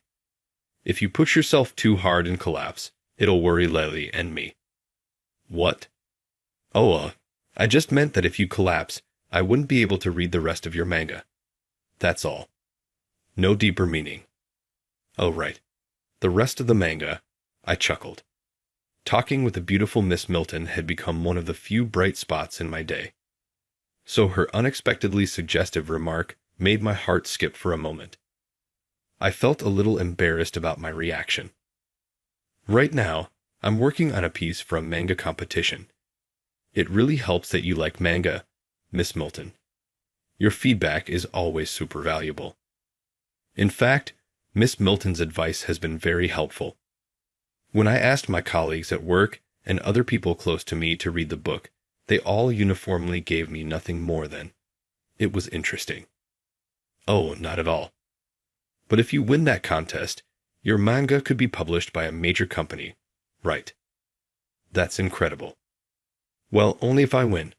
I really hope more people get to read your manga, Mason. It's so good, she said, smiling brightly to encourage me. With her warm smile cheering me on, I headed off to work. A few days later, as I was dropping Lily off at daycare at the usual time, I ran into Miss Milton at the gate. She usually wore her long hair up in a high ponytail, but today it was tied back simply. Noticing the change, I asked out of curiosity, "Miss Milton, you look a little tired today. Is everything okay?" "Oh no, you noticed. Actually, I am a bit tired. I probably shouldn't say this to parents, but I feel like I can talk to you, Mason." She gestured for me to step aside to the edge of the playground before she began speaking. "You see, there's this new child who recently joined the daycare. Their mother is what you'd call a helicopter parent." "A helicopter?" "Yes, exactly. She's been filing complaints almost daily since her child started here. Both Mr. Sullivan and I are at our wits' end." "Being a teacher sounds like a tough job," I said. As she sighed, sharing her struggles, I noticed it was almost time for me to head to work. "I'm sorry. I wish I could stay and listen longer, but I really need to get to the office." "Oh no, I'm the one who kept you. Sorry about that." I assured her we could talk more another time, then hurry off to work. A few days later, I was completely immersed in finishing my manga. Lily was being unusually cooperative, playing quietly with patches or sitting nearby and drawing. "Hey Lulu, when I get around to this, we can go shopping for dinner and go to the park." It's okay. We don't need to go to the park, and dinner can just be something from home. I want rice with a fried egg on top, so keep trying, Mason." Feeling guilty that even a child was trying to accommodate me, I redoubled my efforts. "Yes, I did it. It's done, Lily. I finished my manga." "Mum, good job, Mason." After countless late nights, I finally completed the manga and submitted it just in time for the contest deadline. The next day, still sleep-deprived but in high spirits, I walked Lily to daycare, holding her hand. Ms. Milton greeted us at the entrance. "Ms. Milton, good morning." "Good morning. Good morning, Lily. You seem extra cheerful today. Did something good happen?" "Yeah. Mason finished his manga, so tonight he's making me my favorite Hamburg steak." "Wow, that's exciting." After seeing Lily off into her classroom, Miss Milton turned to me. So, you finally finished it. Yes, just barely made the deadline. I couldn't have done it without your advice and support. Oh, it was nothing. But I'm really looking forward to seeing the results. I promise to let you know how it turns out. I'll be waiting for good news, she said with a smile. Oh, that reminds me. I need to give you this. Miss Milton offered me a printout from a nearby box. Taking a quick glance, I saw it was a notice about a daycare performance. I meant to give this to you the other day, but I forgot. Did Lily mention anything about the upcoming performance? No, she hasn't mentioned anything like that. I thought so.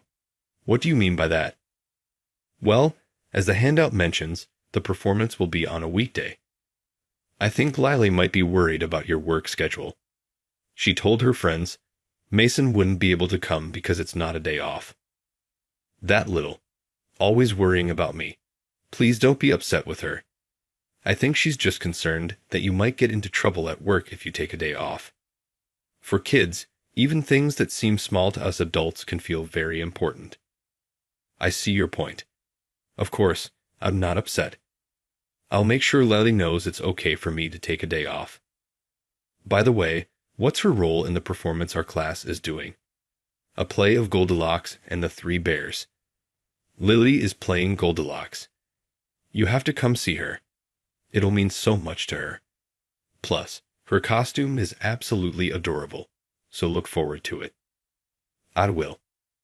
That evening, I told Lily that I'd be taking the day off to watch her performance.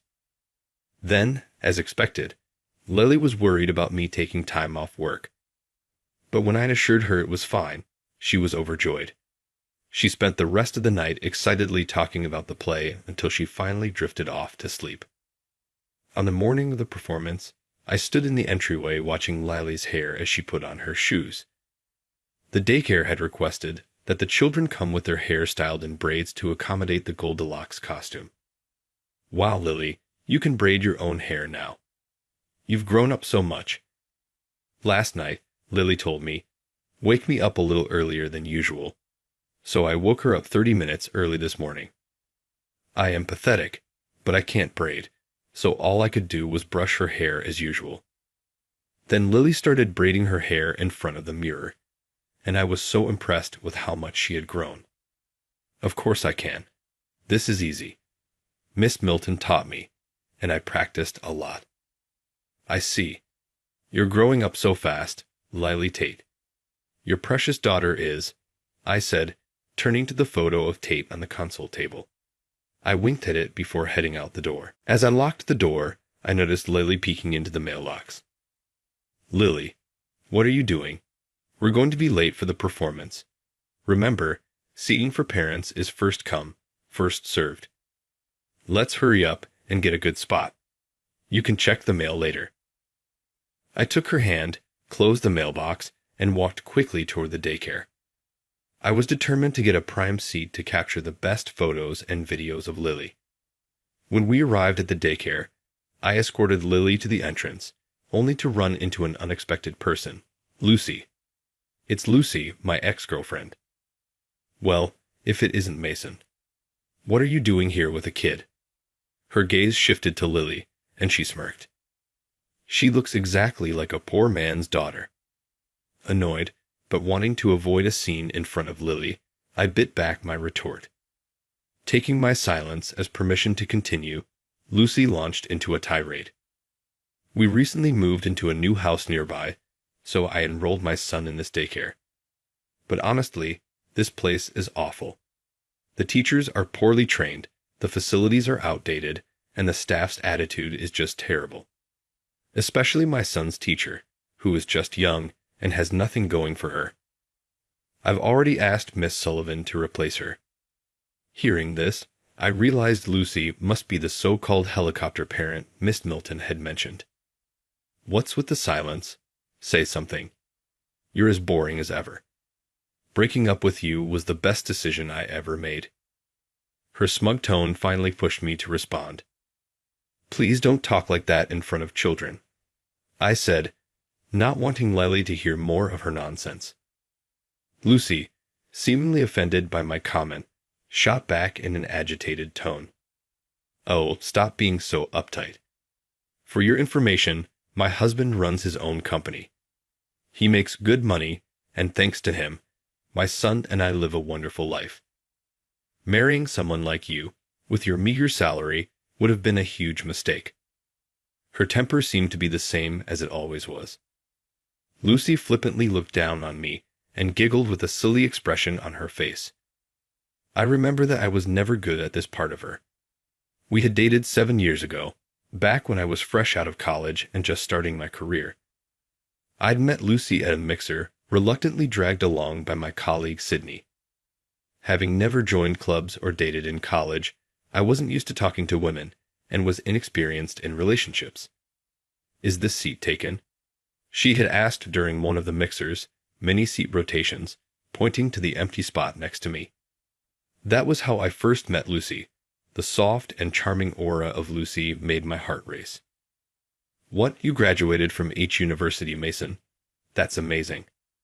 When I mentioned my alma mater after she repeatedly asked, her eyes lit up, and perhaps tipsy, she leaned in closer to me. "It's not that impressive, really," I responded, surprised by the sudden contact with the woman.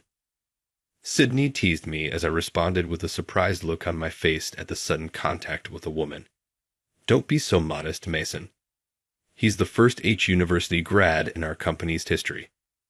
The higher-ups have high expectations for him. Lucy, if you're interested, now's your chance." "Oh, stop it. Don't say things like that, Sydney. Are you drunk? Quit teasing us already." That was how Lucy and I first met. Soon after, she pursued me, leading to our relationship. At first, things seemed to be going well, but there were moments when I felt we weren't quite on the same wavelength. "So, Mason, if we got married, what kind of house would you want to live in?" "Wait, married? Isn't it a little early to be talking about that? We've only been dating for 3 months. Don't you think we should get to know each other better first? You're so boring sometimes. It doesn't hurt to imagine what kind of house we'd have." I guess just a normal house." Forget it. Whenever things didn't go her way, Lucy would get upset, and calming her down was always exhausting. 6 months into our relationship, she broke up with me out of the blue. "What do you mean you want to become a manga artist? You've never mentioned that before," she shouted one day while we were out shopping for her birthday gift. After indulging her whims all day, we decided to take a break at a cafe.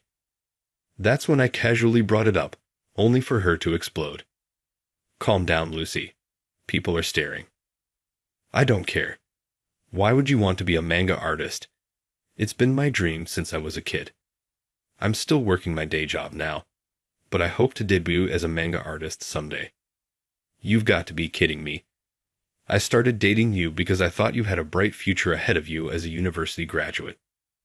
I want to be rich and live a luxurious life, not throw it all away on some ridiculous dream." "Are you stupid? So that's how you saw me all along?" "Yes. I thought you were destined for success. There's no point in staying with you now. We're done," she declared before storming out of the cafe, leaving me behind. Even now, thinking about that moment fills me with bitterness. I was lost in thought when Lily, who had been standing next to me, glanced at Lucy and asked bluntly, "Mason, is this lady clueless about the world?" Lucy sneered, glaring at Lily. At that moment, Miss Milton appeared, being led by a few concerned children who had overheard our argument. "What's going on here?" one of the children asked. There were grown-ups arguing. "Please stop this. It's upsetting the children." Even though Lily adored Miss Milton, she seemed unfazed by her arrival. She wasn't afraid to speak her mind, even to an irritated Lucy. "Mason is going to win the manga contest and become an amazing manga artist," Lily said proudly. Lucy snorted, looking at Lily with disdain. "What nonsense. He's just dreaming. Adults shouldn't cling to silly dreams. It's pathetic." "Lily, please don't say things like that in front of others." "It's not decided yet. I said, feeling a mix of embarrassment and frustration as my dream was belittled. I said this to Lily as if to tell her off, but Lily shook her head vigorously, clearly upset by my words. No, Mason, you're wrong. What am I wrong about? When we left the house, there was a letter in the mailbox. It had a drawing of Izzy's Big Adventure on it. Izzy's Big Adventure was the flagship manga from the publisher I had submitted my work to. If the envelope really had that illustration, it could only mean one thing, a victory notification. Only winners received such notifications in advance. It has to be it, Lily. We did it. I won. See? I was right all along. You won. That's amazing. Congratulations, Miss Milton said, beaming as if the achievement were her own. What on earth is going on here? Why are you all acting like fools? Lucy sputtered, utterly baffled by our jubilant reactions. Other parents nearby began to offer their congratulations, adding to Lucy's confusion. One of the mothers turned to Lucy and calmly said, "Excuse me, but saying things like that in front of your child isn't appropriate." Excuse me, saying what exactly? Lucy shot back, her face twisting into an intimidating glare. Making disparaging remarks about someone else. If you talk like that often, it could negatively influence your child. You should think about how your words might impact them. After all, you're a parent. Lucy's face flushed with a mix of anger and embarrassment. Mind your own business. Parents like you, always shoving your opinions about parenting down everyone's throats, are so annoying. The mother was deflated by Lucy's outburst, but another parent stepped in to back her up. This woman, she's the one who's always cornering Miss Milton and Miss Sullivan at pickup time to give them endless lectures. I overheard her once. It was just a nonstop rant about her parenting theories. It's not like the teachers can do anything about that kind of stuff. I thought it was so weird. Her words seemed to unleash a floodgate, and soon other parents chimed in with their own complaints about Lucy. The situation quickly spiraled out of control. Mason, you'll regret humiliating me like this. Remember that. Lucy spat before storming out of the daycare, as if fleeing the scene. As the time for the play was approaching, the parents who had been watching the commotion quickly got on their feet and headed for the hall. It seemed Lucy and her son decided to skip the play altogether. To fill the role, Miss Milton stepped in, delighting the children with her surprise performance. Lily's class's rendition of Goldilocks and the Three Bears was absolutely adorable. Watching Lily shine on stage, I secretly wiped away a tear of pride. As Miss Milton had promised, Lily's costume was precious, and I didn't hesitate to take countless photos. That day, Lily and I cooked a celebratory dinner at home. Lulu, eat up, I said, unsure how much we'd need, so I bought a ton of taco shells. Mason, we don't have enough toppings at my house, she replied. It's customary to celebrate birthdays, Christmas, and other celebrations by making tacos together, which had become Lily's favorite food. This is because when Lily first came to my house, she was having a hard time getting through the meal, so I came up with the idea of tacos as a desperate measure. Since then, it had become her favorite food, and when it comes to celebrations, it's making tacos. Mason, when can I buy your manga at the bookstore? Lily asked, munching on an almost empty taco shell with only a little bit of the ingredients on the end. It'll be a while, probably a year or more after the serialization starts, but it should be in a magazine first. Then I will buy it. What? Don't bother buying that. The author is supposed to get one copy of that magazine, and I'll give it to Lily. No, I want to buy it with my allowance. That way, it helps your paycheck, right? She said, crumbs on her cheeks and a determined look on her face. Lily's earnestness melted my heart and made me laugh. You're so sweet, Lily. Well then, I'll give you a school bag as a gift, I said. She looked at me with an exasperated expression. Mason, what are you talking about? I'm still a preschooler. First grade is after preschool. I chuckled and decided to share a tidbit I'd overheard from other parents at daycare. You probably don't know this, but cute school bags sell out fast. If we don't pre-order, you might not get the one you want. Really? That's bad. I want a Teppy school bag and lunchbox. We have to get them soon. I promised Lily we'd shop for her favorite character-themed school supplies. Savoring the joy of my contest victory, 3 days later, I was summoned to the headquarters of the major publisher running the contest. I was led not to the bustling editorial department I had imagined, but to a quiet, minimalistic meeting room. As I sat, the gravity of the moment settled in. This was the beginning of my career as a professional manga artist. I'd assumed the meeting would involve contract details. Soon, the door opened, and a casually dressed man in his 30s entered. Sorry to keep you waiting. I'm with the editorial team, and I oversee the contest. Here's my card, he said, handing it over as he got straight to business. The publisher opened a screen on the tablet they were holding and showed it to me. I'd like you to take a look at this. The unusually serious atmosphere gave me a bad feeling. As I looked at the screen they indicated, it seemed to be some kind of social media platform. Please read it. When I did, I saw rumors accusing me of being a toxic parent who neglected proper child care because I spent money on creating manga. The post included a photo, probably taken from somewhere, showing a father absorbed in his phone while ignoring a child reaching out to him. The implication was that I neglected my child. What? What is this? The publisher frowned and pointed to a number. Look at this. It was clear from the numbers that the post was being widely shared, with accounts rapidly increasing. The person who posted this is an online whistleblower with a huge following. If you consider the number of shares here, the actual reach could be tens, even hundreds, of times greater. Hearing this, I felt the blood drain from my face. My throat went dry. But this isn't true. It's completely baseless slander. How could they say such things? However, the publisher looked at me with a stern expression. No matter what you say, it's going to be difficult to overturn this, and our company cannot debut someone under such suspicion. Worst case scenario, this could hurt our image and even lead to the cancellation of publications. So, does this mean? The publisher shook his head. Unfortunately, this means we cannot proceed with your debut. We'll have to award the prize to someone else. We thought you had talent, but this is regrettable. With that, he left the room. Out of nowhere, my dream of becoming a manga artist was shattered. Feeling dejected, I headed out to pick up Lily at the daycare. I forced myself to appear cheerful as I entered the classroom. Good evening, Lily. I'm here. Let's get ready to go home. Mason, you're done with work already. You're early.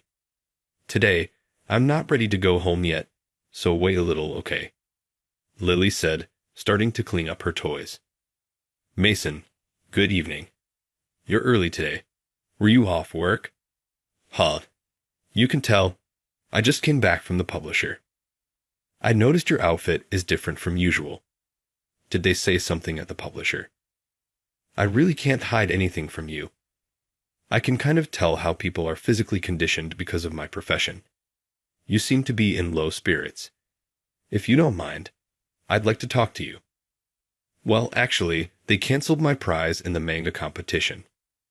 What? Why? Apparently, there's a social media post spreading false rumors about me. The public got concerned and decided not to proceed with my debut. That's awful. Miss Milton looked deeply saddened, but then she seemed to have an idea. Mason, I'd like to introduce you to someone. Soon, 5 days later on Saturday, I arranged to meet Miss Milton. Mason, it's not fair.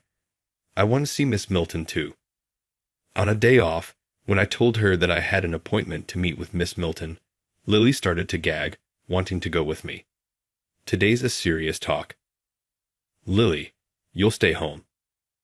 I'm not going to play with Miss Milton then. What are you doing? I don't know. She just said there's someone she wants me to meet. Anyway, Grandma's coming to stay with you. Grandma? Then I'm not going. I'll stay with Grandma. Lily calls my mother Grandma, and my mom dotes on her like her own grandchild. She's thrilled to have a grandchild and often spoils Lily when she visits, much to my frustration. Once I managed to leave Lily with my mom, I headed to the coffee shop near the station where I was supposed to meet Miss Milton. I scanned the shop, but didn't see her yet. After ordering coffee at the counter, I sat at a noticeable spot and waited. Mason, sorry for keeping you waiting, Miss Milton said as she arrived at the table. Unlike her usual apron look at the daycare, she was wearing a dress that suited her perfectly, and I couldn't help but be captivated by her elegant appearance. Behind her, a man with distinct black-rimmed glasses approached the table, carrying a tray with 2 drinks.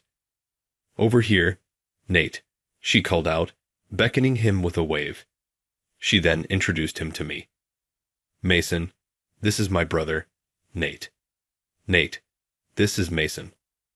Her brother greeted me briskly, offering his hand after setting down the tray. Hello, thank you for always taking care of my sister. I'm Nate, Michaela's brother. Oh no, it's me who should be thanking her. Why your brother? Sensing my confusion at the sudden introduction, Nate began to explain. So she didn't tell you anything? You should have warned him. It's confusing to just show up like this, right? Mason, I'm so sorry. I'm actually the editor-in-chief of a magazine. You've heard of Marvelous Comics, right? Wait, Marvelous. Of course I know it. When I was a kid, I was all about Marvelous. Back when I was a kid, there was a fierce rivalry between Marvelous and Dynamic Comics, and readers were divided into fans of either.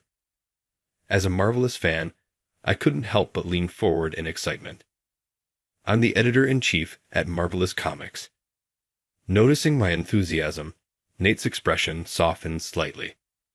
So, what does the editor-in-chief of Marvelous Comics want with me? Embarrassed by my earlier outburst, I awkwardly asked why Miss Milton had introduced me to him. I've heard a lot about you from my sister. Hey, don't say that. Don't be shy. I've understood your character, and I truly want to help you. My sister always used to say that there's someone at the daycare with talent, but no opportunity to use it. I looked at Miss Milton, startled.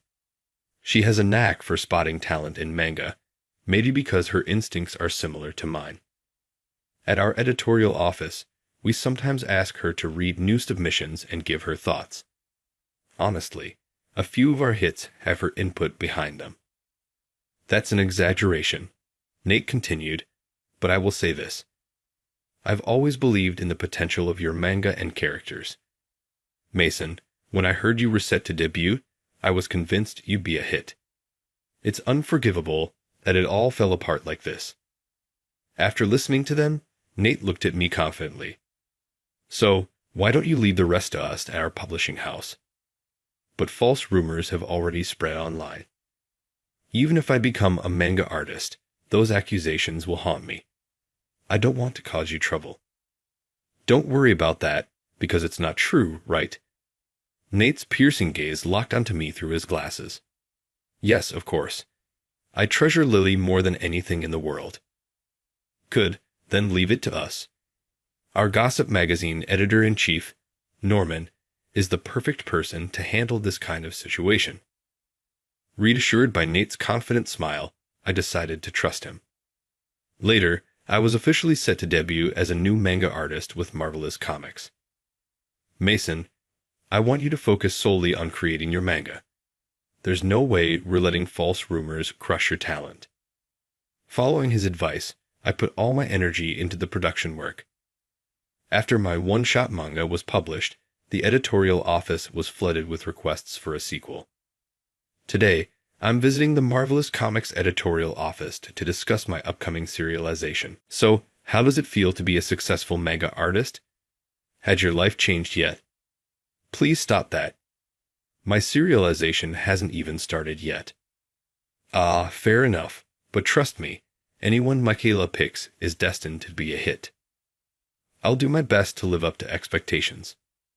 All right, today we've arranged for you to do an online interview to prepare for your serialization. An online interview? Yep. Have you seen our official video channel? No, sorry, I haven't. That's fine. This time, we'll introduce you as a new manga artist on our official channel. It'll also serve to disprove the false rumors from the ground up. Can we really pull that off? The person who spread those rumors has 200,000 followers. Nate smirked confidently and raised 3 fingers. Our reach is 3 million. I'm confident your fans will spread the truth. Trusting his words, I agreed to the online interview. For today's video, we're thrilled to have the rising star, Mason, who just made a dazzling debut. Mason, thanks for joining us today. The sudden high-energy introduction caught me off guard. Being naturally introverted, I couldn't help but flinch. Oh. Yes, thank you for having me. Mason, you've got quite the charmingly natural vibe. I feel a connection already. Do you think so? As I was chatting with Nate in the meeting booth, a young editor appeared and began filming the interview. Unprepared, I stumbled through the start of the interview. About 10 minutes into the conversation, the interviewer brought up the false rumors. By the way, Mason, you previously won a manga competition with another publisher, didn't you?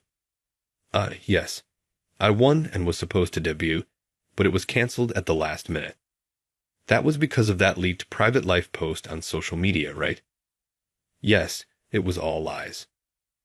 Lies, you say? Could you elaborate? First of all, my daughter is not my biological child. She's the child of my best friend from high school, who passed away. Does that mean her parents? They died in an accident. I took her in. She's about to start elementary school, so we recently went shopping for school supplies, featuring her favorite character, Teppy. She loves tacos, and we often make them together. It's kind of our thing. Oh, and I still can't do braids. She beat me to it. We've only been living together for 2 years, but we're already family. Just hearing that, I can feel the warmth of your bond. That makes me happy to hear. I pour all my love into her and put her first always. It's my way of honoring my best friend. Thank you for sharing such a heartfelt story. Today, I'm looking forward to your future success. With that, the interview ended. A few days later, just before my serialization began, the interview was uploaded online and quickly surpassed 5 million views. Fans, eager for my debut, widely shared the video, helping it gain traction. At the same time, the identity of the person who spread the false rumors began to surface. Amidst a flurry of speculation, it was eventually revealed to be Lucy. Apparently, there was evidence, and it was certain. There were also several posts from her mom's friends, and although her real name would not be published because of her children, the situation was exposed to the extent that those who could understand it saw her identity. How could you do this to me? One day, as I was picking up Lily from daycare, Lucy confronted me. I instinctively moved Lily behind me, but Lucy didn't appear to be threatening. Instead, she was tearfully lamenting how her actions had destroyed her own life. Because of what I did, my husband told me he's divorcing me. If I hadn't run into you, none of this would have happened. It's all your fault. Now he's threatening to take custody of my son. What am I supposed to do? She grabbed at me in desperation, but nearby parents and the Sullivan director restrained her. Lily and I managed to avoid harm. While Lily seemed unfazed, I couldn't help but feel guilty for her frightening experience. Apparently, Lucy's own actions caused damage to her husband's company, and he was so angry about it that he pronounced a divorce. Later, Miss Milton told me that Lucy and her husband had divorced and their son had moved to another daycare. It was heartbreaking to think about children being pushed around for the convenience of their parents. 2 years have passed since then. Thankfully, I've been able to continue my serialization with Marvelous Comics. Sales numbers and feedback have been consistently positive, and recently I was informed that an anime adaptation is being planned. For now, it's still tentative, but if all goes well, the first episode will air in spring 2 years from now. Lily, hurry up or you'll miss the school bus. How long are you going to keep eating? Miss Milton called out to Lily while feeding Patch, our now noticeably chubby calico cat. Lily is now in elementary school, and I've left my office job to focus solely on being a manga artist. Mom's food is so yummy. I want to savor every bite. Lily, you always say things like that, and I can't even scold you. It's a familiar morning scene, but also a little different. I've officially adopted Lily, making her legally my daughter. Though Michaela and I aren't married yet, we live together. Just recently, we found out she's expecting, and we're planning to file our marriage registration next week. Bye, Daddy, Mommy, Dad, Mom, Patches, and baby, I'm off to school. Lily offered a silent prayer in front of the photo of Tate and his wife on the console table, then gave Patch's plump belly a squeeze. On her way out, she gently patted Michaela's growing belly and cheerfully dashed out the door. As always, I took a moment for my own silent ritual, reporting to Tate in my heart. Lily is full of energy today, just like always. I fulfilled our promise and achieved my dream of becoming a manga artist. The baby on the way will be raised with the same love and care as Lily.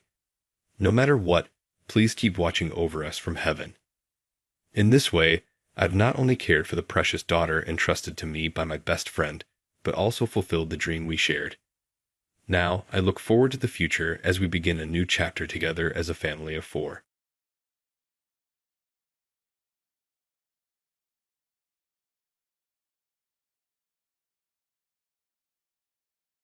You and other useless old-timers are being dismissed today. We don't need you, haha. Only a few days after she began working at the bank where I had been employed for many years, the new branch manager told me that. Just you wait and see was my attitude as I walked away grinning. Everyone was caught off guard when $700 million worth of accounts were abruptly canceled the following day. That cancellation was the first of many unforeseen and extraordinary events that the bank was going to experience. Nancy Johnson is my name. I have been employed at this neighborhood bank since I graduated from community college, and I am 55 years old. I began working at the counter in a clerical capacity. I have now relegated the front desk to the younger, cute bank staffers. I only approach the counter when a consumer calls for me to. If not, I remain in the background, prepared to assist my coworkers as needed. It's really fun to watch them pick up their skills and become independent. It's like raising my own kids. By the way, Bob and I have been wed for 32 years. He works as an engineer for an electrical company and is 2 years older than me. He is an honest man who detests dishonesty. He's a superb advisor who always gives me good counsel, and he's amazing at listening to my stupidity. Our 2 children, which we were fortunate to have, are now married and independent. Thus, Bob and I lead a tranquil life together. Our bank recently received a new branch manager. Elizabeth Anderson is her name, and she is only 40 years old. She is most likely our youngest branch manager in recent memory. She came across to me as a strong-willed individual with a straightforward speaking style during her introduction at the morning meeting. I'm going to revitalize this branch and attain the best performance in the country now that I'm here. I need everyone's help, therefore let's put in a lot of effort. She spoke so confidently and clearly that I recognized right away that she was the type of person I typically find difficult to work with. Following the meeting, Elizabeth was given a tour of the bank and introduced to the employees by the assistant branch manager. Following the introductions, each of us got to work cleaning the bank's various sections. When Elizabeth and the assistant manager came over, I started cleaning the waiting area's windows. "May I have a word, Nancy?" "Sure. What's up?" I replied with a smile. "This is Elizabeth, our new branch manager.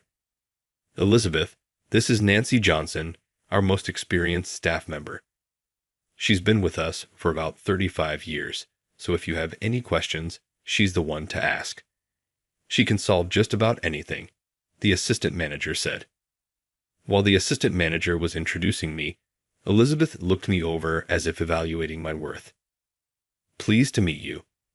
I might not be as impressive as the assistant manager claims, but I do my best every day, I said, feeling a bit nervous in front of the imposing Elizabeth. Nice to meet you too.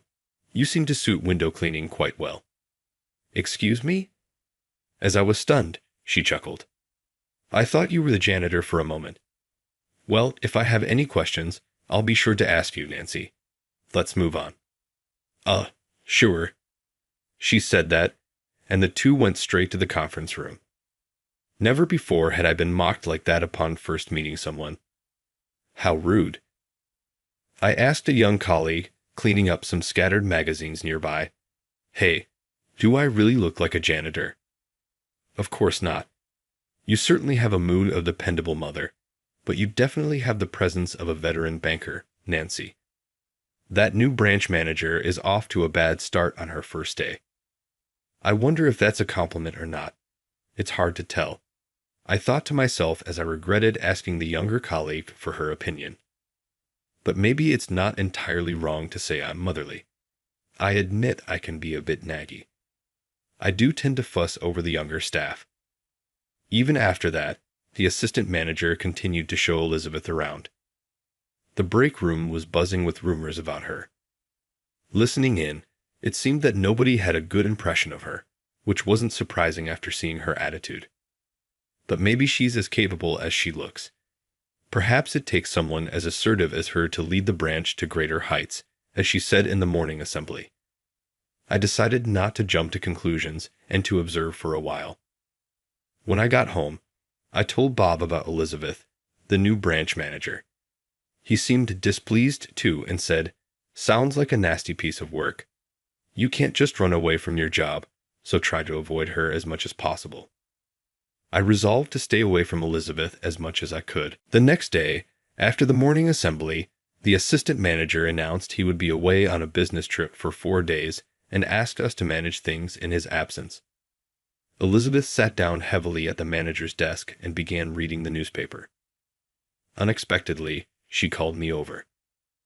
I'm reading the newspaper here.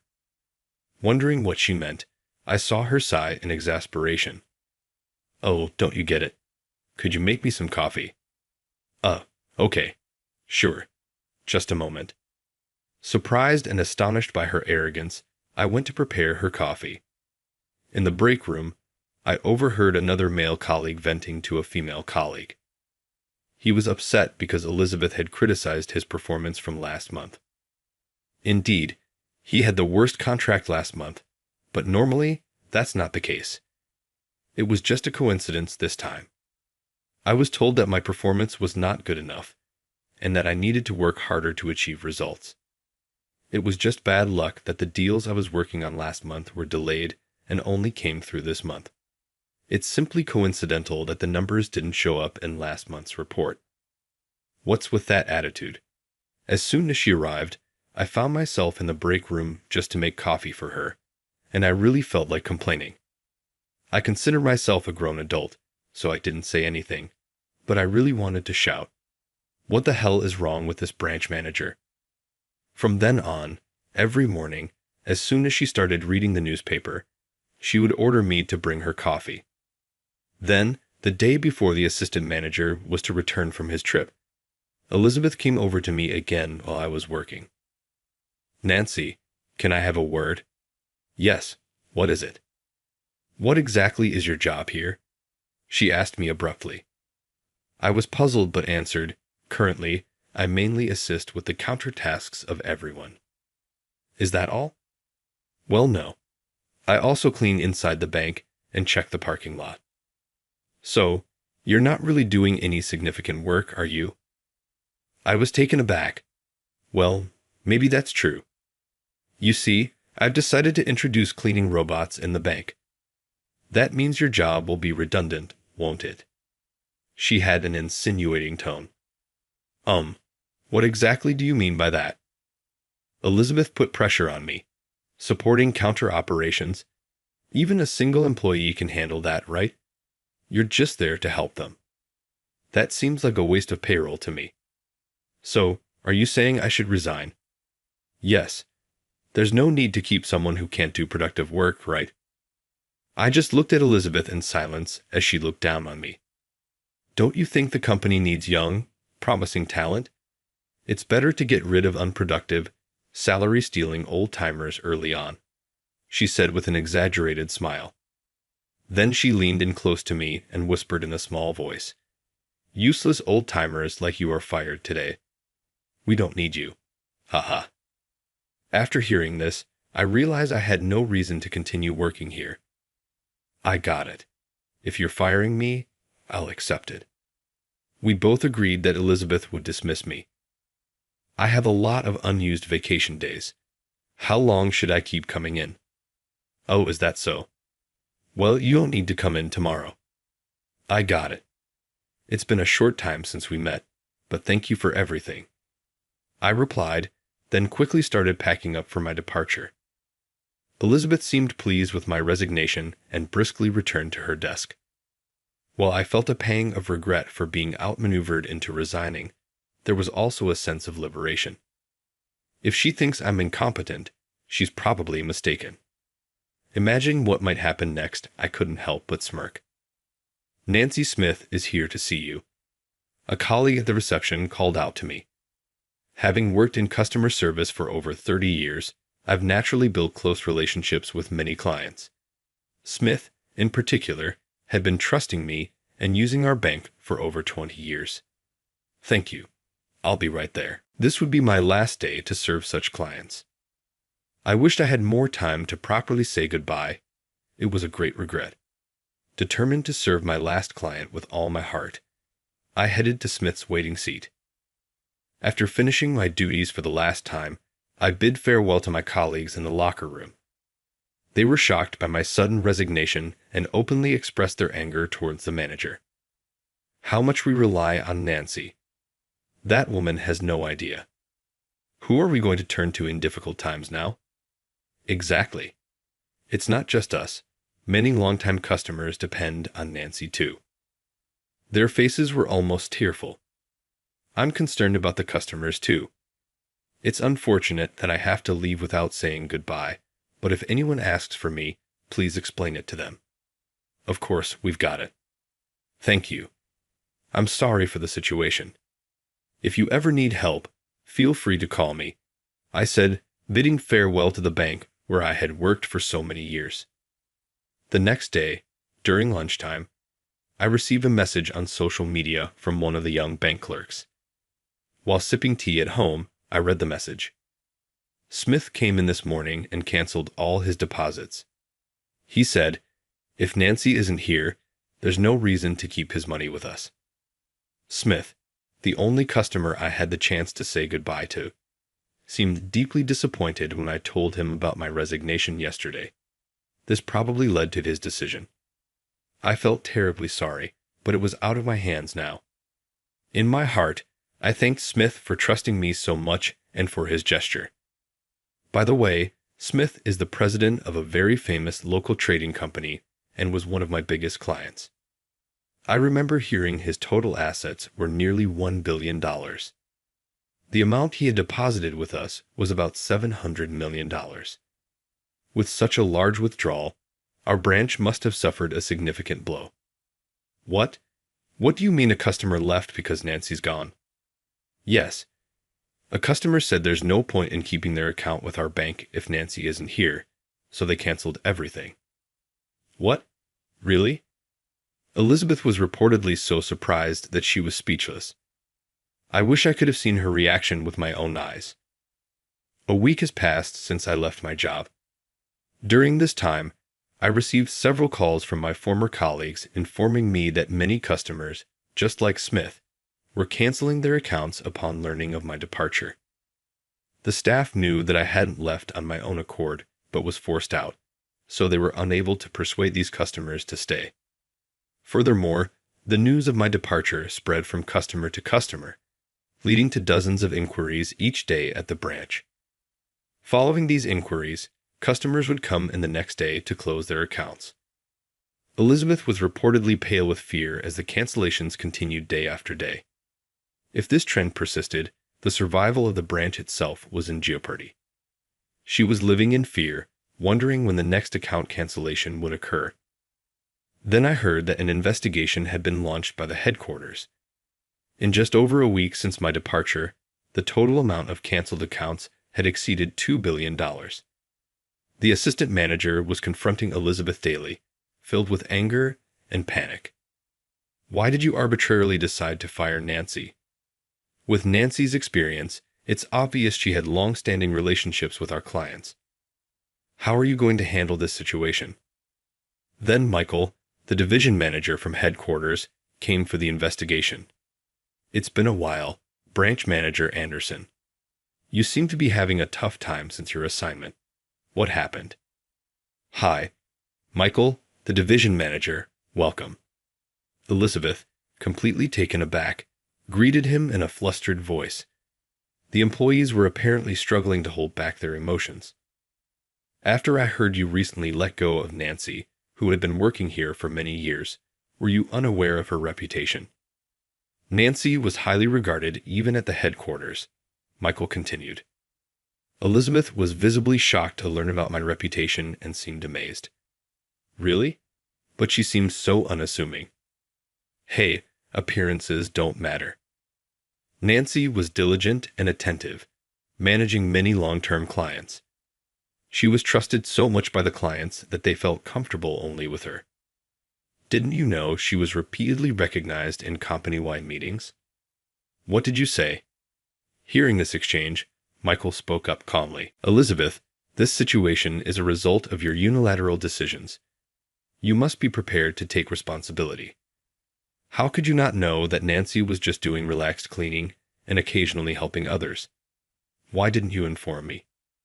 Elizabeth tried to defend herself in panic, but the assistant manager retorted, Don't blame me. Judging Nancy as incompetent based on just a few days of observation is absurd. Plus, you fired her while I was away on business. If you had consulted me, I would have never allowed you to fire her. Elizabeth was left speechless and trembling. Michael continued, We will have a board meeting to discuss this matter. Also, we have reviewed your work history. You have increased contract numbers through forceful methods. There have been numerous complaints from both staff and customers at your previous branches, and all of them were related to your clients. Elizabeth looked at Michael with a tearful face, perturbed. He went on, Our bank's motto is sincerity to customers. Your approach would never earn their trust, and your failure to recognize a hard-working employee like Nancy shows you lack the ability to lead. Regardless of the outcome, Elizabeth, I don't see a bright future for you in this bank. After saying this, Michael left for the headquarters. Elizabeth collapsed on the spot, stunned and unable to move for a while, as reported by a colleague who witnessed the scene. During my time as a teller, I had actually been personally requested by many clients, including executives, CEOs, chairpersons, private investors, and owners of private businesses, mostly for substantial transactions. The amounts they deposited ranged from tens to hundreds of millions. Not knowing this and firing me unilaterally meant losing the trust of these clients who had faith in me, leading them to surely transfer their accounts elsewhere. It was something that could have easily been foreseen. Yet all because Elizabeth rashly deemed me incompetent. Following this, Elizabeth was relieved of her position as branch manager and sent to work in a remote branch, doing the same teller work she had looked down upon. However, her attitude and mannerisms continued to alienate both staff and customers, leaving her counter mostly empty. There was even talk of her being moved to a contractual position. If she had changed her attitude after being transferred, things might have turned out differently, but it seems her pride didn't allow it. I deeply pity her for that. Later, Michael and the assistant manager visited my home to personally apologize. We are truly sorry for what happened to a model employee like you, Nancy. Elizabeth's rudeness will be apologized for by me on her behalf. Nancy, would you consider coming back to work at our bank? Nancy, I'm also asking you. Please, I'm truly sorry for the unpleasant experience you had. It was my oversight, but our branch really needs you. Please, please come back. Both of them bowed deeply, pleading repeatedly for me to return to work. Their desperate demeanor led me to ask for some time to think it over. That night, after discussing it with Bob, he said, "If they went to that length to ask you, and if you think it's right, then maybe you should go back. Given that the root cause, Elizabeth, is going to be dealt with, and they were so earnest in wanting me back, I saw no reason to refuse." The next day, I contacted the assistant manager and successfully returned to work. Upon my return, I reached out to the customers who had canceled their accounts, and fortunately, most of them came back. The assistant manager was overjoyed that both the customers and I had returned. It was a rare sight to see a grown man cry and bow in gratitude, something you wouldn't see anywhere else. I heard that our branch was at risk of being absorbed, but this issue was resolved thanks to the return of the customers. With Elizabeth transferred, the assistant manager was promoted to branch manager. He might be a bit timid, but I think he's a good boss who pays attention to those around him. Since he relies on me, I have to work hard to meet his expectations. This incident has made us both realize how important mutual trust is. Today, I am working to my best at the bank, supporting my colleagues and each other.